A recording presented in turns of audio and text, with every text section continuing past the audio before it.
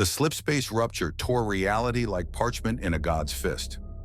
One moment, the UNSC Infinity was executing an emergency jump to escape Covenant remnant forces near the Eridanus system.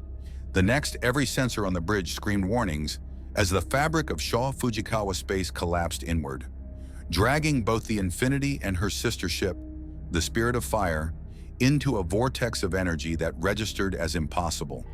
Chromatic lightning that predated the visible spectrum, gravitational forces that defied Einstein, and something the ship's AI could only describe as narrative causality. Captain Thomas Lasky gripped his command chair as the 5.7-kilometer warship bucked like a wounded animal. "Roland, report!"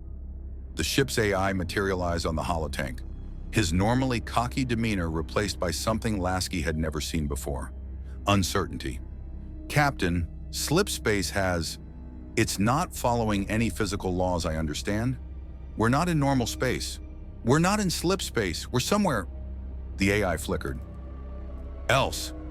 Through the forward viewports, the stars twisted into shapes that hurt to perceive. And then, with a thunderclap that resonated in the bones of every person aboard both ships, the UNSC vessels punched through into sky the color of old iron. They fell. The Infinity's attitude thrusters fired immediately, but gravity here felt wrong. Heavier, older, as if the planet below had witnessed the birth of reality itself. Lasky watched altitude readings plummet as his warship, humanity's greatest achievement, descended like a meteor toward a world of snow-choked forests and mountains that scraped clouds darker than despair. "All hands, brace for impact!" Lasky's order echoed through corridors where Marines checked weapons and Spartans maglocked to bulkheads. "Roland, I need those engines." "Working on it. Whatever we pass through is interfering with ship systems. It's like the electromagnetic spectrum is alive here." The Spirit of Fire, smaller and more maneuverable, managed to arrest its descent first. Through the tactical display, Lasky saw Captain James Cutter's ship level out, her emergency thrusters burning at maximum. The Infinity followed seconds later, fusion drives roaring defiance at this world's attempt to claim her. Both ships settled into hover mode 300 meters above a frozen lake, surrounded by pine forests heavy with snow. In the distance, a mountain rose that seemed too geometrically perfect to be natural, and at its peak, something gleamed with light that registered as both starlight and impossibility. On the Infinity's hangar deck, Master Chief Petty Officer John 117 stood motionless as klaxons wailed and Marines rushed to battle stations. Through his Mjolnir armor's neural interface, he accessed the tactical situation with the calm of someone who had faced the end of humanity multiple times and simply refused to accept it. "Chief," Commander Sarah Palmer's voice crackled over teamcomm, "we've got eyes on the ground. Spartans are ready to deploy for reconnaissance." "Hold position," Chief replied, his voice carrying the weight of decades fighting wars across the galaxy. "We don't know what's out there, but he would soon, because in the forest below, among trees that had grown for centuries, while gods walked between their roots, two figures stood in the snow and stared upward at the metal mountains that had fallen from the sky. One was a boy, no more than 14, with winter blue eyes and a bow slung across his back. The other was a man built like violence given form. Bald, ash-pale skin marked with fading red tattoos, a thick beard braided with leather, and eyes that had witnessed the death of pantheons. Atreus, son of Kratos, former god of war, touched his father's arm. "What are they?" Kratos said nothing for a long moment, his hand resting on the Leviathan axe at his hip. He had killed gods with that weapon, had torn through Olympus itself, had carved his rage across the heavens until the Greek pantheon drowned in ichor and regret. Now in this land of Norse gods and prophecy, he had tried to leave that violence behind, but he recognized weapons of war when he saw them, even if these were forged of metal and technology rather than divine will. "Trouble," Kratos finally rumbled, his voice like grinding stone. "Come, we must see if they are hostile." "Father, they're huge!" Atreus stared at the ships, his analytical mind, the giant's mind inherited from his mother, already cataloging details. "I've never seen metal shaped like that. Are they creations of the dwarves? Broken Sindri couldn't..." "No." Kratos began walking toward the lake, each step crunching through snow with the weight of inevitability. They are not of this world. Above, in Asgard's golden halls, two ravens circled the Bifrost Observatory, where Odin Allfather sat upon his throne. Hugin and Munin had seen what fell from Yggdrasil's branches, and the one-eyed god's single remaining eye gleamed with something between curiosity and dread. "Not in the prophecy," Odin murmured, his fingers tracing runes carved into his throne's armrest. Runes that showed every possible future, every thread of fate. They are not in any prophecy, which meant one of two things. Either the newcomers were beneath the notice of destiny itself, or they existed outside fate entirely. Both possibilities terrified the god who had sacrificed his eye for knowledge of what was to come. "Heimdall," Odin called, and the golden-armored watcher of the Bifrost appeared, his all-seeing eyes troubled. "What do you see?" "Warriors, Allfather. Thousands of them. And their weapons." Heimdall paused, uncertain. "They do not carry the light of magic, but they burn with purpose that feels like the end of worlds." Odin stood, his spear, Gungnir, appearing in his hand with a thought. "Send Thor. Tell him to determine if they are threat or opportunity. And Heimdall?" The Allfather's voice dropped to something colder than Fimbulwinter itself. "Tell him not to start a war we cannot win." On the frozen lake, Kratos and Atreus emerged from the tree line just as a massive rear hatch began to lower from the larger of the two ships. Light spilled out, artificial, clean, nothing like torchlight or divine radiance, and then figures descended, clad in armor that looked like it had been forged in the same fires that created the realm itself. Spartans. Master Chief led Fire Team Osiris down the deployment ramp, motion tracker already painting two contacts at the tree line. His armor's threat assessment system struggled to categorize them. The smaller figure registered as adolescent human, but the larger contact's biometric readings were impossible. Bone density off the charts. Muscle composition that suggested strength ratios beyond any augmentation Chief had ever seen. And something else, something that made his armor's sensors report unknown energy signature. Through his heads-up display, Chief zoomed in on the approaching figures, a man and a boy, walking through snow, toward a strike force of humanity's deadliest warriors, without any visible fear. Chief raised one hand, signaling his team to hold fire. Then he activated his external speakers.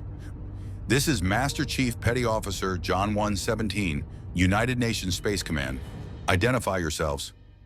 The pale man stopped 20 meters away, close enough for Chief to see the scars that covered visible skin, the ancient violence written in every line of the stranger's body. When the man spoke, his accent was thick, unfamiliar, but the underlying tone was universal. The voice of someone who had given orders on battlefields and expected them to be obeyed. "I am Kratos. This is my son." The man's eyes, gods, those eyes had seen things that made the fall of Reach look like a minor skirmish. "You have entered Midgard. The realm of Asgard will want to know why." Chief's tactical analysis ran scenarios. First contact protocols suggested diplomacy.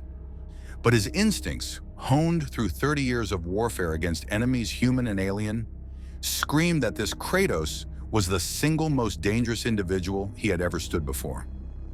"We didn't intend to be here," Chief replied carefully. "Our ships were pulled through a spatial anomaly.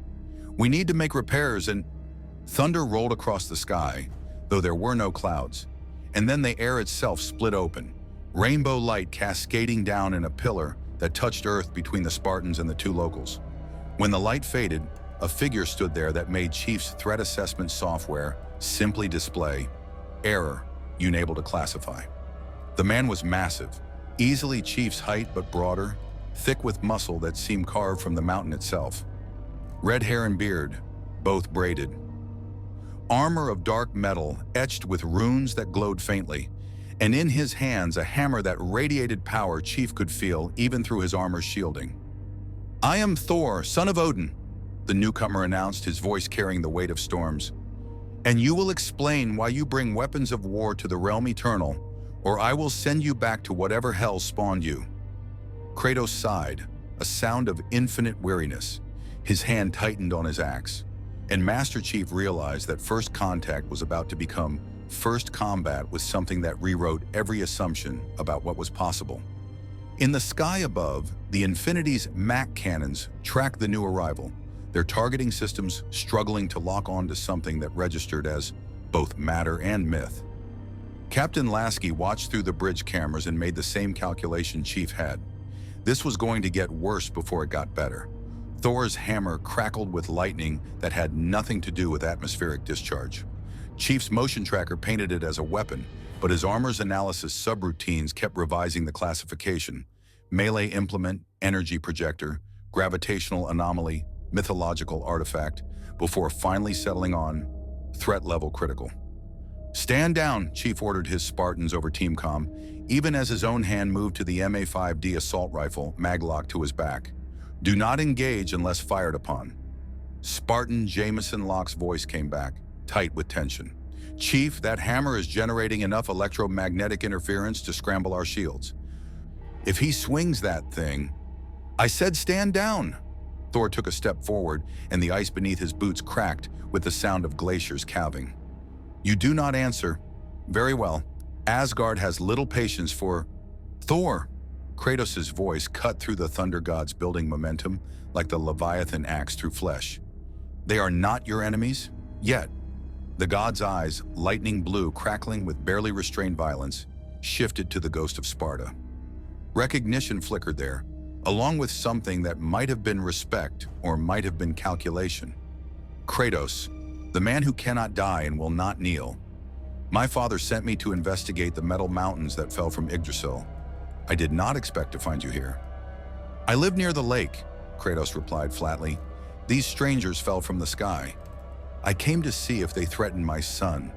Atreus stepped forward despite his father's protective instinct, his young face bright with curiosity that Chief recognized, the look of someone encountering the impossible and wanting to understand it. "Are you from another realm? Did you travel the branches? I've read about the world tree connecting..." "Boy," Kratos' tone carried warning, and Atreus fell silent, though his eyes still tracked every detail of the Spartan's armor with analytical intensity. Chief made a decision. Slowly, deliberately, he removed his hand from his weapon and raised both arms to shoulder height. The universal gesture of non-aggression that had worked on Sangheli honor guards and might work on Norse gods.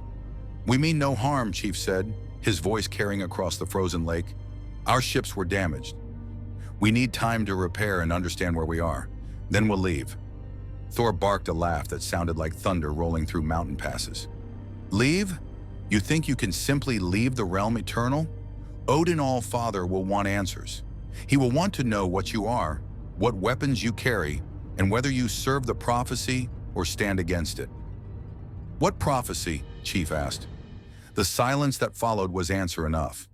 Even Kratos shifted his stance slightly, hands still resting on his axe. Thor's expression grew darker. "Fimbul winter has begun. The end times approach. And you..." He gestured at the Infinity with Mjolnir, and lightning arced between hammer and ship's hull, grounding against the energy shields in a cascade of sparks. "Arrive like falling stars. The prophecies speak of fire from the sky. The Norns weave fate, and you have become part of the tapestry." Behind Chief, Spartan Holly Tanaka's voice crackled over teamcom. "Chief, Infinity's shields are holding, but that energy is unlike anything in our database. It's behaving like it has intent. Magic." The word hung unspoken in Chief's mind. The Covenant had called their technology divine gifts from the Forerunners. The Flood had been a perversion of biology beyond human understanding. But this was something else.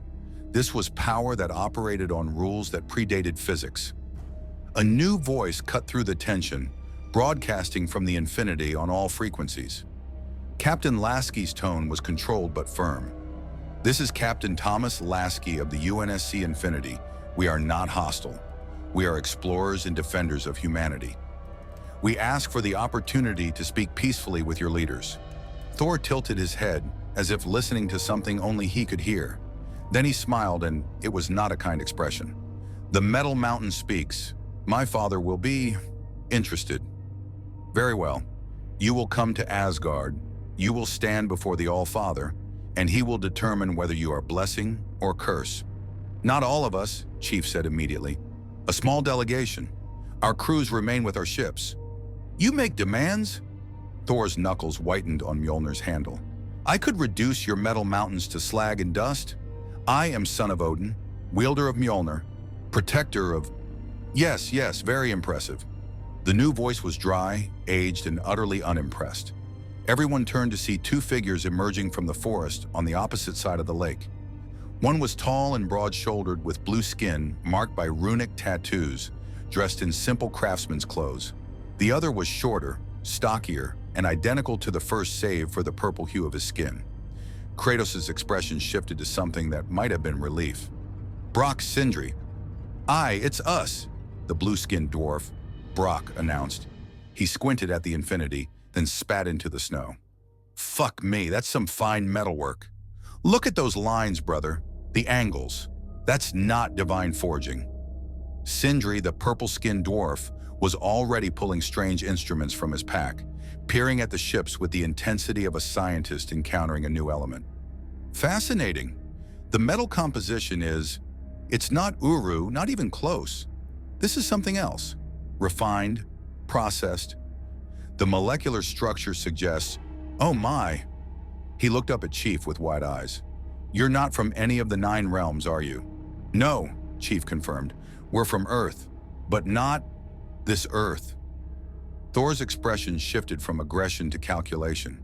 Chief had seen that look before, on the faces of Covenant prophets when they realized humanity possessed Forerunner artifacts, on Oni officers when they encountered new alien technologies. It was the look of someone reassessing threat level and opportunity simultaneously. Explain, Thor commanded. Chief was saved from answering by Kratos, who moved between the Spartan and the god, with casual confidence that spoke of experience managing Thor's temper. Not here, not standing in snow while your father's ravens watch. Kratos pointed upward, and Chief's motion tracker confirmed 2 avian contacts circling at 300 meters, maintaining perfect observation distance. Hugin and Munin, if the mythology from Earth was accurate. My home is close, Kratos continued. Sindri, Broke, you can examine their metal. Thor, you can report to your father that the strangers are willing to talk. And his eyes found Chief's visor. You can decide if you trust gods enough to enter their realm. It was a test. Chief recognized it immediately. Trust was currency in first contact scenarios, and Kratos was offering a neutral ground before anyone had to commit to anything. Chief accessed command channel. Captain Lasky, I'm going to accept local hospitality, establish defensive perimeter, and do not, repeat, do not, engage unless directly attacked. Understood, Lasky replied. Chief, be advised. Our sensors are detecting massive energy signatures consistent with that Thor individual scattered across this world. At least a dozen of them. If this goes sideways, it won't. Chief hoped he was right. Thor considered for a long moment, then nodded slowly. Very well. I will inform the All-Father of your cooperation. But know this, stranger. The god stepped close enough that Chief could see lightning dancing in his eyes, could smell ozone and something older, the scent of storms that had raged before humanity learned to make fire. If you bring Ragnarok's doom upon us, if you serve the prophecy's dark promises, I will personally throw you and your metal mountains into the sun. Noted, Chief replied evenly. Thor raised Mjolnir, and rainbow light exploded upward, consuming the god in a pillar of impossible radiance. When it faded, he was gone, and the rainbow bridge to Asgard with him. Silence settled over the frozen lake, broken only by the hum of the Infinity's idling engines and the whisper of wind through pine trees. Brook broke it by slapping his thigh and laughing. Oh, that was beautiful. Did you see his face when you didn't piss yourself? Thor loves it when people are afraid. Breaks his tiny brain when someone isn't. Sindri was still studying the Spartans with instruments that glowed with soft light. Your armor, it's remarkable. Powered exoskeleton, energy shielding, integrated computational systems. But no magic, not even a trace of ATR or Satyr. How is that possible? Technology, Spartanlock offered. Engineering and science. Science? Sindri repeated the word like a prayer. Yes, I think I understand. You build instead of enchant. You calculate instead of channel. How wonderfully methodical. Kratos was already walking back toward the tree line. Come, before Thor changes his mind and returns with Einherjar. Atreus fell into step beside Chief as the group moved toward the forest, the boy's curiosity finally breaking through his father's taught caution. What's Earth like? Your Earth, I mean. Is it different from Midgard? Do you have gods there? Magic? Giants?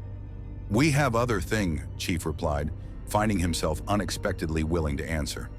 There was something about the kid, an earnestness that reminded him of the children on Eridanus II, before the Covenant glassed the planet. We have enemies, wars, threats to our species. So like here, Atreus said quietly. Father says war follows some people. That violence finds them no matter how far they run. Kratos ahead of them didn't turn around, but Chief saw the slight tension in the god-killer's shoulders, the weight of a statement that clearly came from hard-earned experience. As they entered the forest, Chief glanced back at the Infinity. The warship hung in the air like a promise of humanity's defiance against impossible odds. 5 kilometers of weaponized determination that had survived Didak's attack, the created uprising, and countless battles against enemies who wielded technology that bordered on magic. Now it floated in a world where magic was real, where gods walked, and where prophecy claimed dominion over fate itself.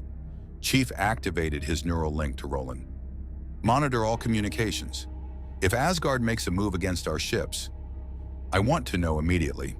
Already on it, the AI replied. Chief, one more thing. I've been analyzing the ambient energy in this place. It's aware, not intelligent exactly, but responsive, like it's observing us. Define it. That's the problem, I can't. But whatever rules govern reality here, they're not the ones we understand. Be careful.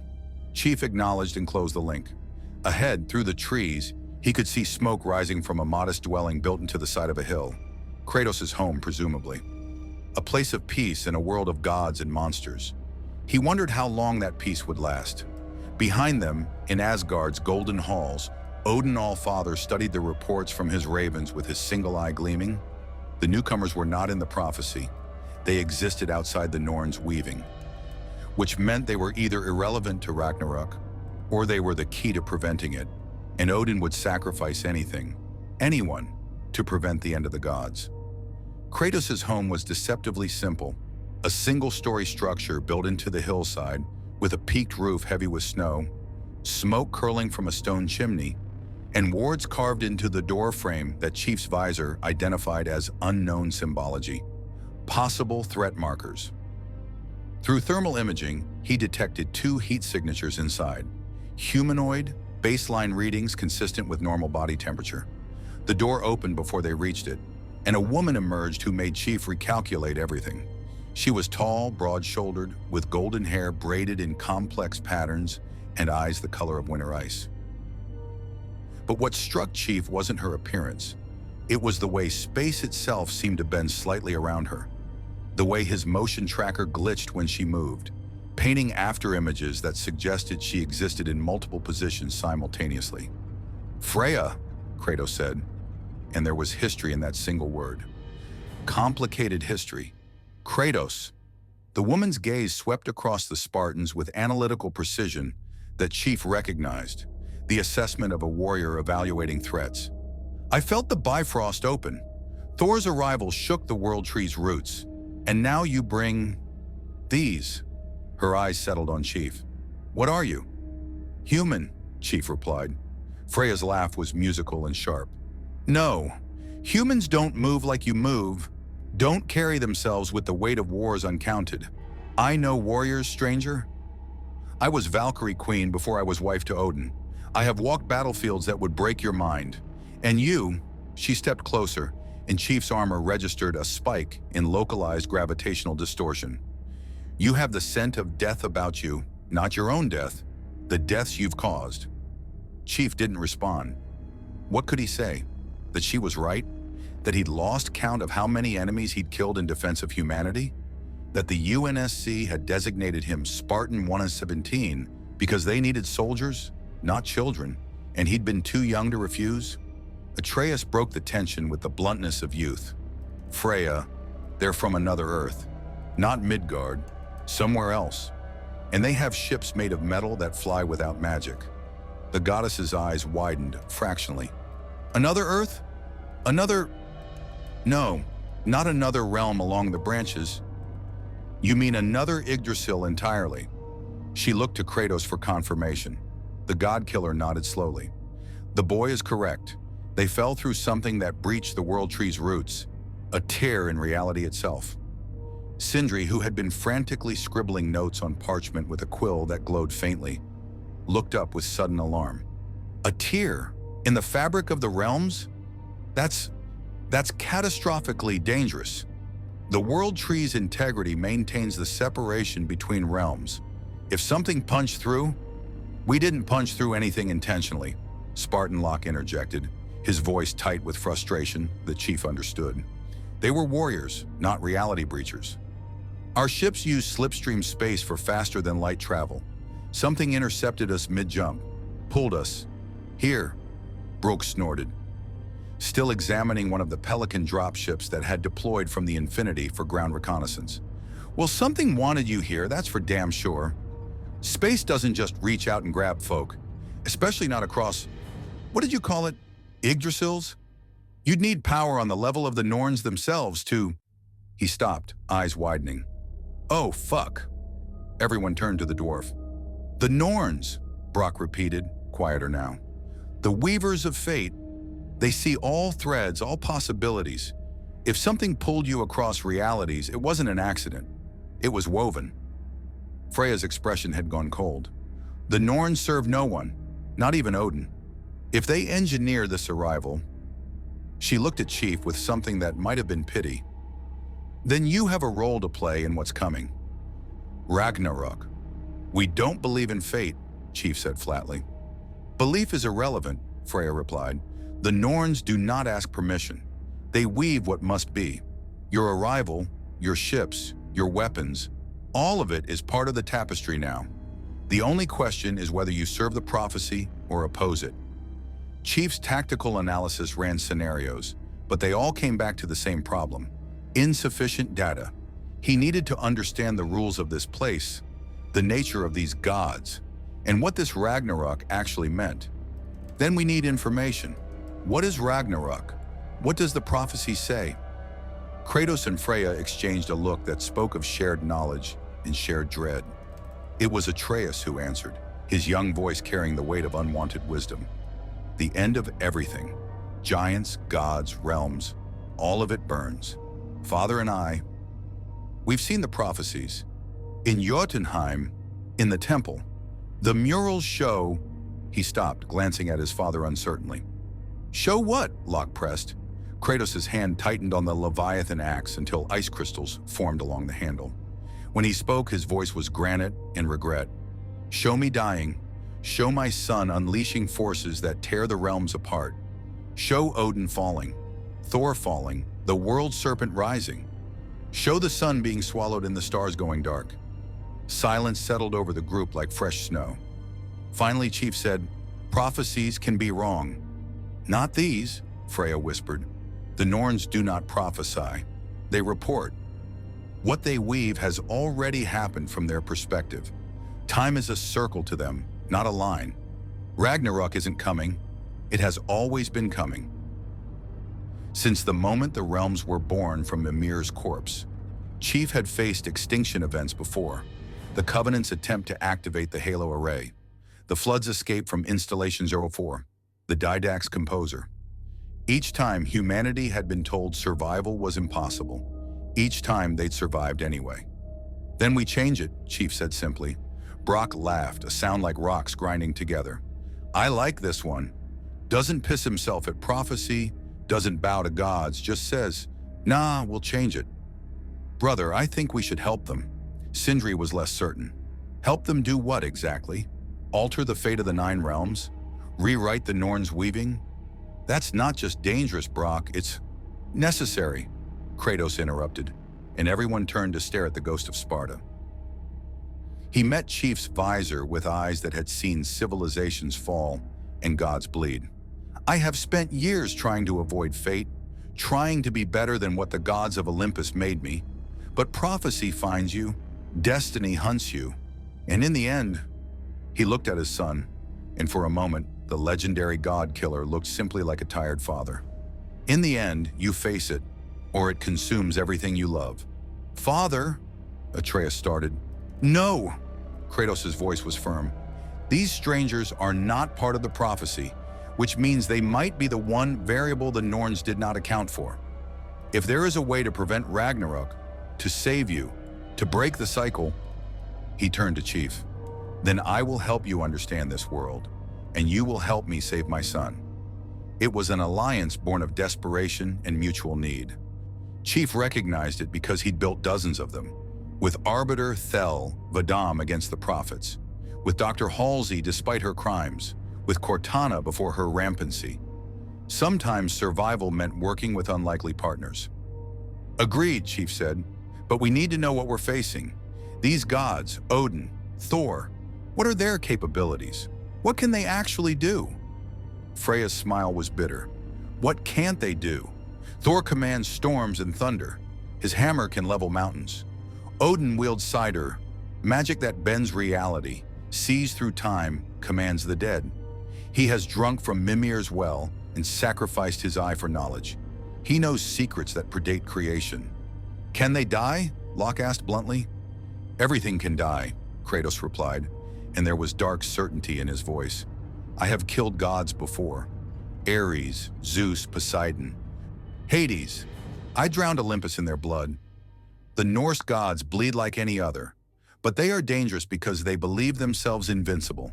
They have magic, immortality, and armies of the honored dead. Chief processed this. Powerful enemies, but not invulnerable.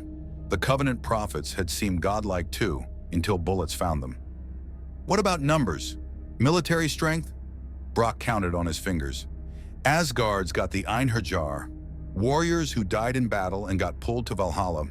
Thousands of them, maybe more. They fight, die, resurrect, and repeat every day for fun. Then you got the Valkyries, well, the ones Odin didn't imprison or corrupt. Thor and his boys.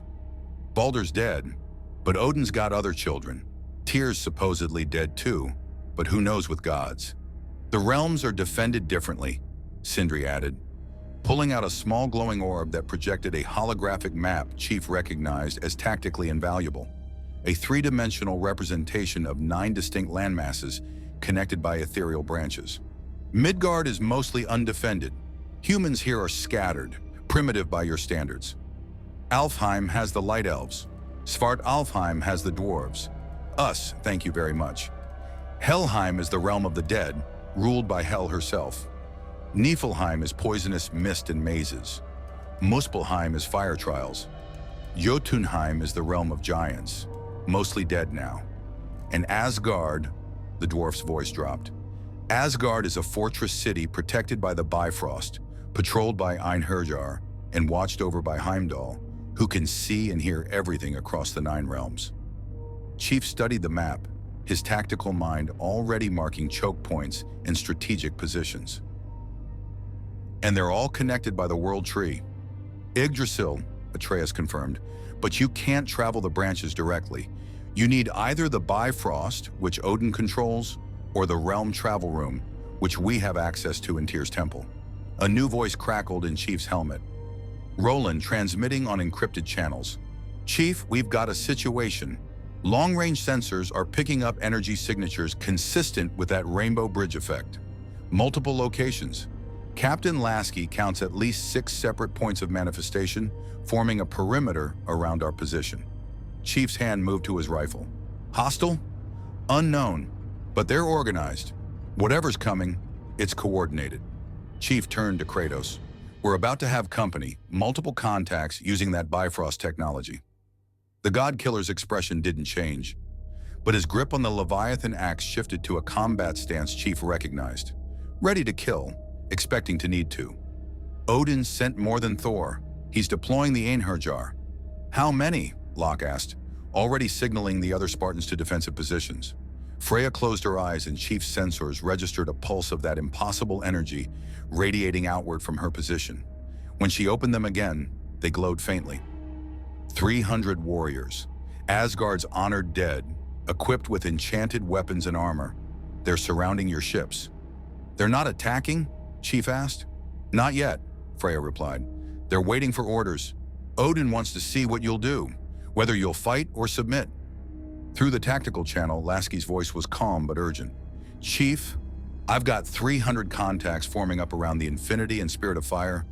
They're armed with melee weapons, swords, spears, axes, but our sensors are detecting the same energy signatures as Thor's hammer. These aren't normal weapons. Hold fire, Chief ordered. Do not engage unless fired upon. Roland, broadcast on all frequencies. We are not hostile. We will negotiate. Already doing it, the AI replied. But Chief, these guys aren't responding to any communication protocols. They're just standing there, watching. It's creepy as hell. Kratos moved to the door of his home and pulled it open wider. Inside, all of you, now. We're not running, Locke said immediately. Not running, Kratos agreed. Preparing. If Odin wants war, he'll get it. But first, he looked at Chief with something that might have been respect. First, you need to understand what you're fighting. Inside the modest home, another figure waited. A disembodied head sat upon a table, preserved by some magic Chief couldn't begin to classify. The head's eyes were closed, but as they entered, they snapped open, glowing with ancient wisdom. Ah, the head said in a voice like distant thunder, the strangers from beyond the realms. I wondered when you would arrive. I am Mimir, smartest man alive. Or I was, before Odin had me beheaded and trapped. Welcome to the Nine Realms, Master Chief. Your arrival has been anticipated. Chief stared at the talking head, and somewhere in the back of his mind, the part that had stayed sane through 3 decades of impossible wars against impossible enemies, quietly updated his threat assessment of this entire universe from dangerous to utterly insane. Outside, 300 Einherjar stood motionless around the UNSC ships, waiting for the word to attack or withdraw. And in Asgard, Odin Allfather smiled as his ravens showed him everything. The strangers, the alliance forming, the pieces moving into position on a board the god had been playing for millennia. Ragnarok was coming, but perhaps, Odin thought, these newcomers could be used to delay it or accelerate it. Either way served the Allfather's purposes. Mimir's disembodied head blinked at Chief with eyes that held the weight of centuries. Well, don't just stand there gawping like you've never seen a severed head before. I imagine in your line of work, you've seen plenty. Though I'll wager most of them weren't still talking. Chief had, in fact, seen plenty of severed heads, Covenant elites decapitated by energy swords, Marines killed by brute gravity hammers, flood combat forms that had lost everything above the neck but kept fighting anyway. But none of them had continued holding conversations. You said our arrival was anticipated, Chief said, cutting straight to the tactical necessity. Explain. Mimir's expression grew serious. The Norns weave fate, but even their tapestry has anomalies. Threads that appear from nowhere, that don't connect to the existing pattern. About 3 days ago, I felt it, a tremor in the world tree's roots, something foreign brushing against Yggdrasil's branches. The Norns felt it too. They didn't speak of it because they don't speak of things outside their weaving. But I know the signs. You're saying reality itself knew we were coming? Spartan Tanaka asked, incredulous. Reality doesn't know anything, lass, but Yggdrasil does. The world tree is alive, conscious on a level that would break mortal minds. When something from beyond touched its roots, it noticed, and so did everyone connected to it. The Norns, the gods, and old bastards like me, who've been around long enough to feel the universe's heartbeat. Atreus leaned forward eagerly. So they're not part of Ragnarok's prophecy because they're from outside Yggdrasil? That means they're either irrelevant to fate's design, Freya interrupted, her voice cold, or they're the chaos variable that tips the scales. Prophecy accounts for all actors within the 9 realms, but actors from without? She shook her head. That's unprecedented.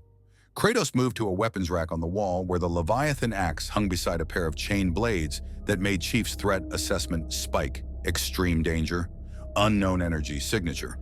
Recommend maximum distance. The god killer didn't touch the blades, but his eyes lingered on them for a moment before he turned back to the group. Odin will want to control you, Kratos said flatly. He fears Ragnarok above all else. If he believes you can prevent it, he will try to use you. If he believes you will cause it, he will try to destroy you. Either way, you are now pieces on his board. We don't play games, Chief replied. Everyone plays games in Asgard, Mimir countered. Odin's been playing his for thousands of years. He sacrificed everything for knowledge of what's coming, his eye, his integrity, his family's trust. He hanged himself from Yggdrasil for 9 days and nights to learn the secrets of Satyr. He's murdered, manipulated, and mutilated in pursuit of preventing his own prophesied death. And now? The head's eyes gleamed. Now you've landed in his realm with weapons and ships he doesn't understand. Outside the prophecy he spent millennia trying to circumvent. Oh, he's very interested in you. A priority alert flashed in Chief's HUD. Captain Lasky's voice came through, controlled but urgent. Chief, situation update. The Einherjar have begun moving. They're not attacking, but they're establishing a perimeter. One of them is approaching the Infinity's main hatch. Chief, he's carrying a white banner. Parley, Freya said immediately, having somehow heard the communication despite Chief's encrypted channels. Magic, he assumed, or divine senses that operated outside normal physics. Odin's offering negotiation. He wants to see you face to face. It's a trap, Locke stated. Of course it's a trap, Brock agreed cheerfully. Everything Odin does is a trap. Question is whether you're clever enough to spring it without getting caught. Chief considered. Tactically, refusing the meeting meant immediate escalation. 300 enhanced warriors against 2 ships full of personnel, most of whom were scientists and engineers, not combat troops. The Spartans could handle enhanced enemies. They'd proven that against Covenant and Prometheans. But in an unknown environment with unknown capabilities. And strategically, they needed information. Needed to understand this world's rules, its threats, its potential allies and enemies. Odin might be a manipulator, but he was also a source of intelligence. I'll meet with him, Chief decided. Alone? No. Kratos' voice was absolute. Never alone with the All-Father. He will try to read your mind, pull your secrets, bind you with promises that seem reasonable but chain you forever. I will come. As will I, Freya added. Odin was my husband. I know his tricks, his tells, his weaknesses, and he knows I will kill him if given the chance, which makes me the perfect deterrent against his worst impulses. Sounds like a lovely family reunion, Mimir quipped. I don't suppose you could bring me along. I do enjoy watching Odin squirm. Chief activated his command channel. Captain Lasky, I'm accepting the parley. Prepare a security detail. Fire Team Osiris, full combat load. We're going to meet whoever Odin sent. Understood. Chief, be advised. We're getting some unusual readings from those warriors. Their weapons are generating localized spatial distortions. If they swing those things at our personnel, they won't. This is a negotiation. Chief hoped he was right. Outside, the Einherjar parley representative stood 20 meters from the Infinity's main hatch, white banner planted in the snow. He was massive, easily 7 feet tall, built like a walking tank, wearing armor that seemed forged from starlight and etched with runes that pulsed with soft golden light. His face was scarred, beard braided with silver wire, and his eyes held the 1,000-yard stare Chief recognized from veteran Marines who'd seen too much combat and come back changed. When Chief Kratos, Freya, and the Spartans emerged from the tree line, the Einherjar's hand moved to the sword at his hip, not threatening, just ready, before he recognized Freya and immediately dropped to one knee. Valkyrie Queen, he said, voice rough with reverence and old pain. I did not know you would be here. Rise, Bjorn, Freya replied softly. You were one of my chosen, before Odin imprisoned me. I remember your death, honorable, defending your village from Draugr. You earned Valhalla. The warrior rose and Chief saw conflict in his eyes. The All-Father sent me to extend invitation. He wishes to meet with the strangers, to discuss their presence in Midgard. Discuss, Kratos repeated, voice dripping with skepticism. Odin does not discuss. He interrogates, manipulates, lies. Bjorn's jaw tightened, but he didn't dispute the claim. I carry his message, nothing more. Will you come to Asgard, or will you refuse the All-Father's hospitality? Chief stepped forward, and the Einherjar's eyes widened slightly as he took in the Mjolnir armor, the weapons, the sheer presence of a Spartan in full combat gear. We'll come. Small delegation. The rest of my people stay with our ships, unmolested. The All-Father agrees to these terms, Bjorn replied carefully. You will travel via Bifrost to Asgard. You will be granted safe passage to and from the city. You will be treated as guests. The pause before guests was telling. How many can we bring? Locke asked. Bjorn considered. The All-Father said a delegation. I would interpret that as no more than 6. Yourselves, he gestured to Chief and the Spartans, the Valkyrie Queen, and the Ghost of Sparta if he chooses. Kratos' expression was stone. I choose. Then we have agreement, Bjorn said. He raised his hand and the runestones on his armor flared bright. Heimdall, open the Bifrost. The sky tore open. Chief had experienced slip-space ruptures, Forerunner translocation beams, and created guardian jumps. This was different. The rainbow light that cascaded down wasn't just illumination. It was dimensional transit made visible, a column of impossible colors that shouldn't exist in normal space-time, that Chief's armor systems couldn't properly classify because they operated on physics this universe didn't recognize. Step into the light, Bjorn instructed. Do not resist. The Bifrost will take you to Himmelbjorg, Heimdall's observatory. From there, we walk to the city proper. Chief exchanged a glance with Kratos. The God Killer nodded slightly, an acknowledgement that this was as safe as things got when dealing with Asgardian politics. Spartans, with me, Chief ordered. Roland, maintain constant monitoring. If we're not back in 2 hours, Captain Lasky is authorized to take whatever action he deems necessary. Understood, the AI replied. Chief, one more thing. I've been analyzing the energy patterns of that rainbow bridge. It's not technology. It's not even what I'd classify as natural phenomena. It's something else, something that reads like intention made manifest. Elaborate. I can't. That's the problem. It's magic, Chief, actual magic. And I don't have algorithms for magic. Chief filed that away and stepped into the Bifrost. The universe bent. Chief had experienced temporal distortion during slip-space jumps, had felt the odd sensation of being everywhere and nowhere during Forerunner translocations. This was worse. For an instant that lasted forever and no time at all, he felt himself stretched across infinite distance, his consciousness touching something vast and aware that regarded him with curiosity. Yggdrasil itself, he realized, the world tree through which the Bifrost traveled. And then he was standing on a golden platform surrounded by stars.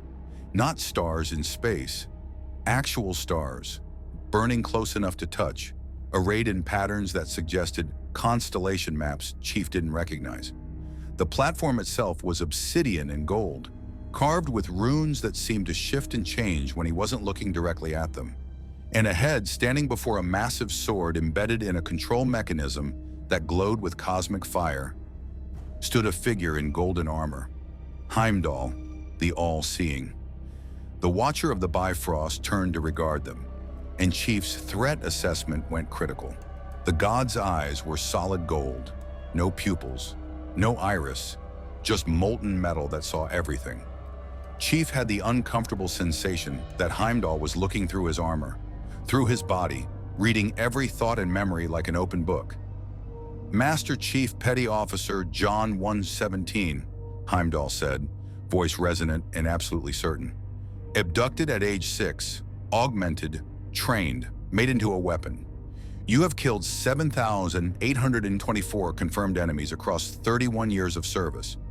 You have died twice and been resurrected through what you call medical intervention, but what I see as defiance of fate itself.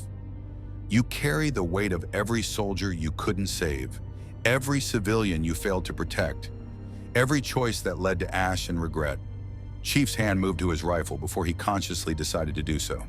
I mean no threat, Heimdall continued, unperturbed. I simply see, it is my nature, and I see you clearly, Spartan. You are a weapon forged in desperation, tempered in war, and wielded by those who believe the ends justify the means. You are not unlike Odin in that regard. I am nothing like Odin, Chief said, voice cold. Heimdall smiled, and it wasn't kind. We shall see. The All-Father awaits in Valaskjalf, his high seat. From there, he can see across all 9 realms, just as I see into all hearts. You will find him, interested in your potential. Kratos stepped forward, placing himself between Chief and Heimdall. Enough games. We came to talk, not to be dissected by your sight. Ghost of Sparta. Heimdall's golden eyes shifted to Kratos, and for the first time, uncertainty flickered across his face. You are difficult to read. Your past is clear. The murders, the rage, the fall of Olympus. But your future is shrouded. The Norns have not woven your ending. Either you have no fate, or I make my own, Kratos finished. Impossible, Heimdall whispered. Nothing escapes the Norn's sight.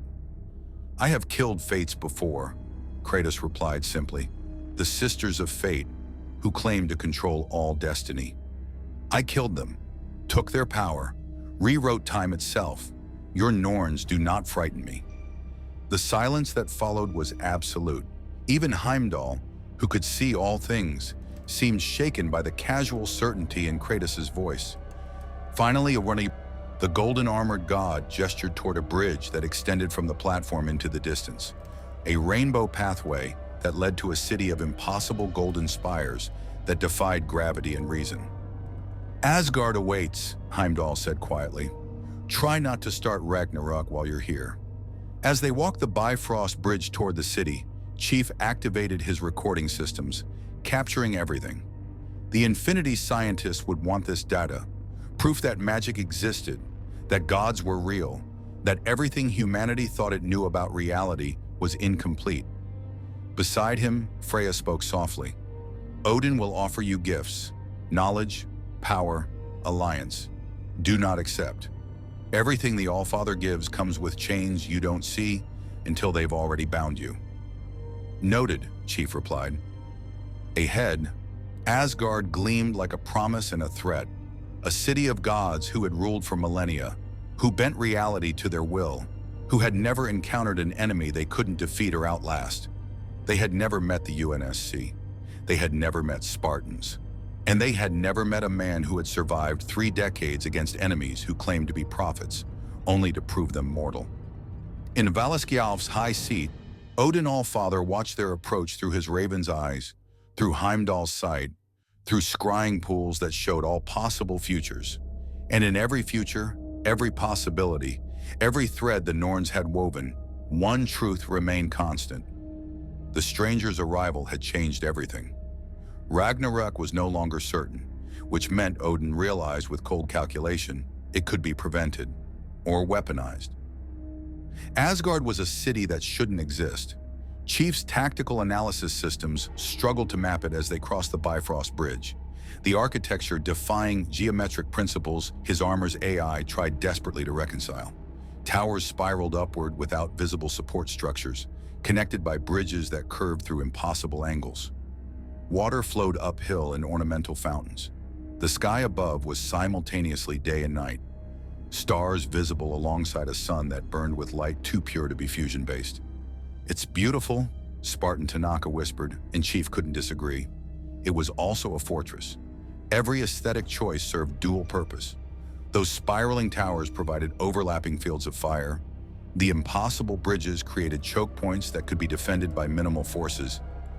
And the city's layout funneled potential invaders into kill zones, covered by what Chief's visor identified as defensive emplacements, unknown capability. Odin built this city to be impregnable, Freya said, following his gaze. 10,000 years of refinement, every invasion repelled, every siege broken. The walls are reinforced with cider that makes them harder than any metal. The gates are warded against all who would do Asgard harm. And the warriors, she gestured to the golden-armored Einherjar patrolling the streets. The honored dead, who fight every day in Valhalla and feast every night, training for the war they know is coming. Ragnarok, Locke said. The one war they cannot win, Freya confirmed. The prophecy is clear. Asgard falls. The gods die. Fire consumes the 9 realms. But Odin has spent millennia trying to change that ending, to find the variables that might shift fate's design. They passed through gates 30 feet tall, carved from a single piece of what Brok identified as Uru metal, the same material that composed Thor's hammer. Einherjar stood at attention as they entered, eyes tracking the Spartans with professional wariness. Chief noted their discipline, their spacing, their readiness. These were veteran soldiers, regardless of the magic that sustained them. The streets of Asgard were eerily empty of civilians. A few Aesir, the gods themselves, Chief presumed, watched from balconies and windows, their features perfect, their bearing regal, their eyes holding the weight of immortality. They whispered as the delegation passed, and Chief's audio sensors caught fragments. From beyond the realms, metal giants that fly, All-Father's interest, weapons without magic. One voice rose above the others, young and sharp. Father says they'll bring Ragnarok. An adult voice hushed the child quickly, but the damage was done. Fear was in the air, mixing with curiosity and calculation. Heimdall led them through winding streets toward the city's heart, where a massive structure rose above all others. Valaskjalf, Odin's Hall. It was built from gold and dark wood, carved with scenes of battle and conquest that Chief recognized as propaganda. The All-Father as glorious warrior, wise king, benevolent protector. The same myths every authoritarian regime sold its people. As they approached the main entrance, a figure stepped out that made every Spartan's weapon track upward reflexively. Thor. The thunder god had changed since the lake encounter. Now he wore full battle armor, dark metal plates etched with storm imagery, a cape of bearskin, and Mjolnir hanging from his belt like a promise of violence. But it was his expression that caught Chief's attention. Not anger now, but assessment. Thor was studying them the way Chief studied enemy forces before engagement. Father awaits, Thor said simply. Try not to embarrass yourselves. Try not to start a fight you can't finish, Kratos replied, hand resting on the Leviathan axe. Thor's eyes gleamed. I could finish any fight with you, Ghost of Sparta. We both know it. Do we? Kratos' voice was flat, but Chief heard the undercurrent. The god killer had faced Thor's equivalent before and won. Ares, Zeus, Poseidon, all supposedly invincible, all dead. The tension stretched like a bowstring about to snap. Freya stepped between them. Enough! We are here to talk, not to measure egos. Thor, your father requested this meeting. Will you honor his word or sabotage it with posturing? Thor's jaw worked, but he stepped aside. The All-Father's in his high seat. He's been watching you since you landed, knows everything Hugin and Munin saw, everything Heimdall reported. You have no secrets from him. Everyone has secrets, Chief said quietly. Thor laughed, but there was no humor in it. You'll see. They entered Valaskjalf. The interior was vast, a single great hall that stretched impossibly far, lined with pillars carved from world tree roots. Einherjar stood at attention along the walls, hundreds of them, creating a corridor of silent witnesses. At the far end, elevated on a dais of ancient stone, sat the high seat, and upon it, Odin Allfather. He was smaller than Chief expected, not physically diminished. The god was tall, broad-shouldered, bearded, but lacking the overwhelming presence of Thor or the coiled menace of Kratos. He wore simple robes of dark blue trimmed with gold, a wide-brimmed hat, and an eye patch over his missing eye. In his hand, he held Gungnir, the spear that never missed. But it was his remaining eye that captured Chief's attention. It was ancient, not old, ancient. That single eye had witnessed the birth of stars, the death of giants, the rise and fall of countless ages. It held knowledge that bordered on omniscience, and the weariness of someone who had seen too much and still couldn't look away. "Master Chief," Odin said, voice resonant but not booming, conversational. "Welcome to Asgard. I am Odin, son of Bor, king of the Aesir, lord of Asgard, father of Thor and many others. I have ruled these realms for 10,000 years, and in all that time, I have never encountered visitors quite like you." Chief stopped at a respectful distance, close enough to engage, far enough to react if things went hostile. "We didn't intend to intrude. Our ships were pulled here by forces we don't understand." "Forces?" Odin repeated, leaning forward slightly. "Yes, the Norns are quite interested in you, as am I. You see, Master Chief, I have spent millennia preparing for Ragnarok, studying prophecy, seeking knowledge, sacrificing everything." He touched his eye patch, "for glimpses of what's to come, and in none of those visions, none of those prophecies did I see metal ships falling from the sky. Warriors in armor that carries no magic, weapons that kill without divine power. We use technology," Spartan Tanaka offered, "engineering and science." Odin's smile was thin. "I know what technology is, young one. The dwarves are masters of it, melding craft with magic to create wonders. But your technology is pure, untouched by Aerite or Cedar. It operates on principles foreign to Yggdrasil itself, which poses a fascinating question." His eye fixed on Chief. "If you exist outside the World Tree's influence, do you exist outside fate's design?" "We don't believe in fate," Chief said. "Ah, but fate believes in you." Odin stood and the hall seemed to grow colder. "The moment you entered this realm, you became part of its tapestry. The Norns wove you into the pattern. Whether you willed it or not, the only question is what role you will play." Kratos stepped forward. "Enough riddles, All-Father. Say what you want." Odin's gaze shifted to the ghost of Sparta, and for the first time, something like respect crossed his features. "Direct. I appreciate that." "Very well. I want an alliance. Your technology, your weapons, your ships. They could tip the balance. Ragnarok is coming. The prophecies are clear, but perhaps with your help, we could prevent it, or at least ensure Asgard survives what's to come." "And what do you offer in return?" Chief asked. "Knowledge." Odin gestured and the air shimmered. Holographic images appeared, not technology-based but magic, Chief realized, showing scenes of impossible beauty and terror. "I can show you the 9 realms, teach you of magic, of the World Tree, of forces that exist beyond your understanding. I can help you repair your ships, navigate back to your realm. I can offer you alliance with the most powerful kingdom in existence." It was a good offer. Too good. "What's the catch?" Locke asked bluntly. Odin's smile widened. "Clever.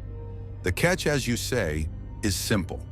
To repair your ships, to send you home, requires knowledge I do not yet possess.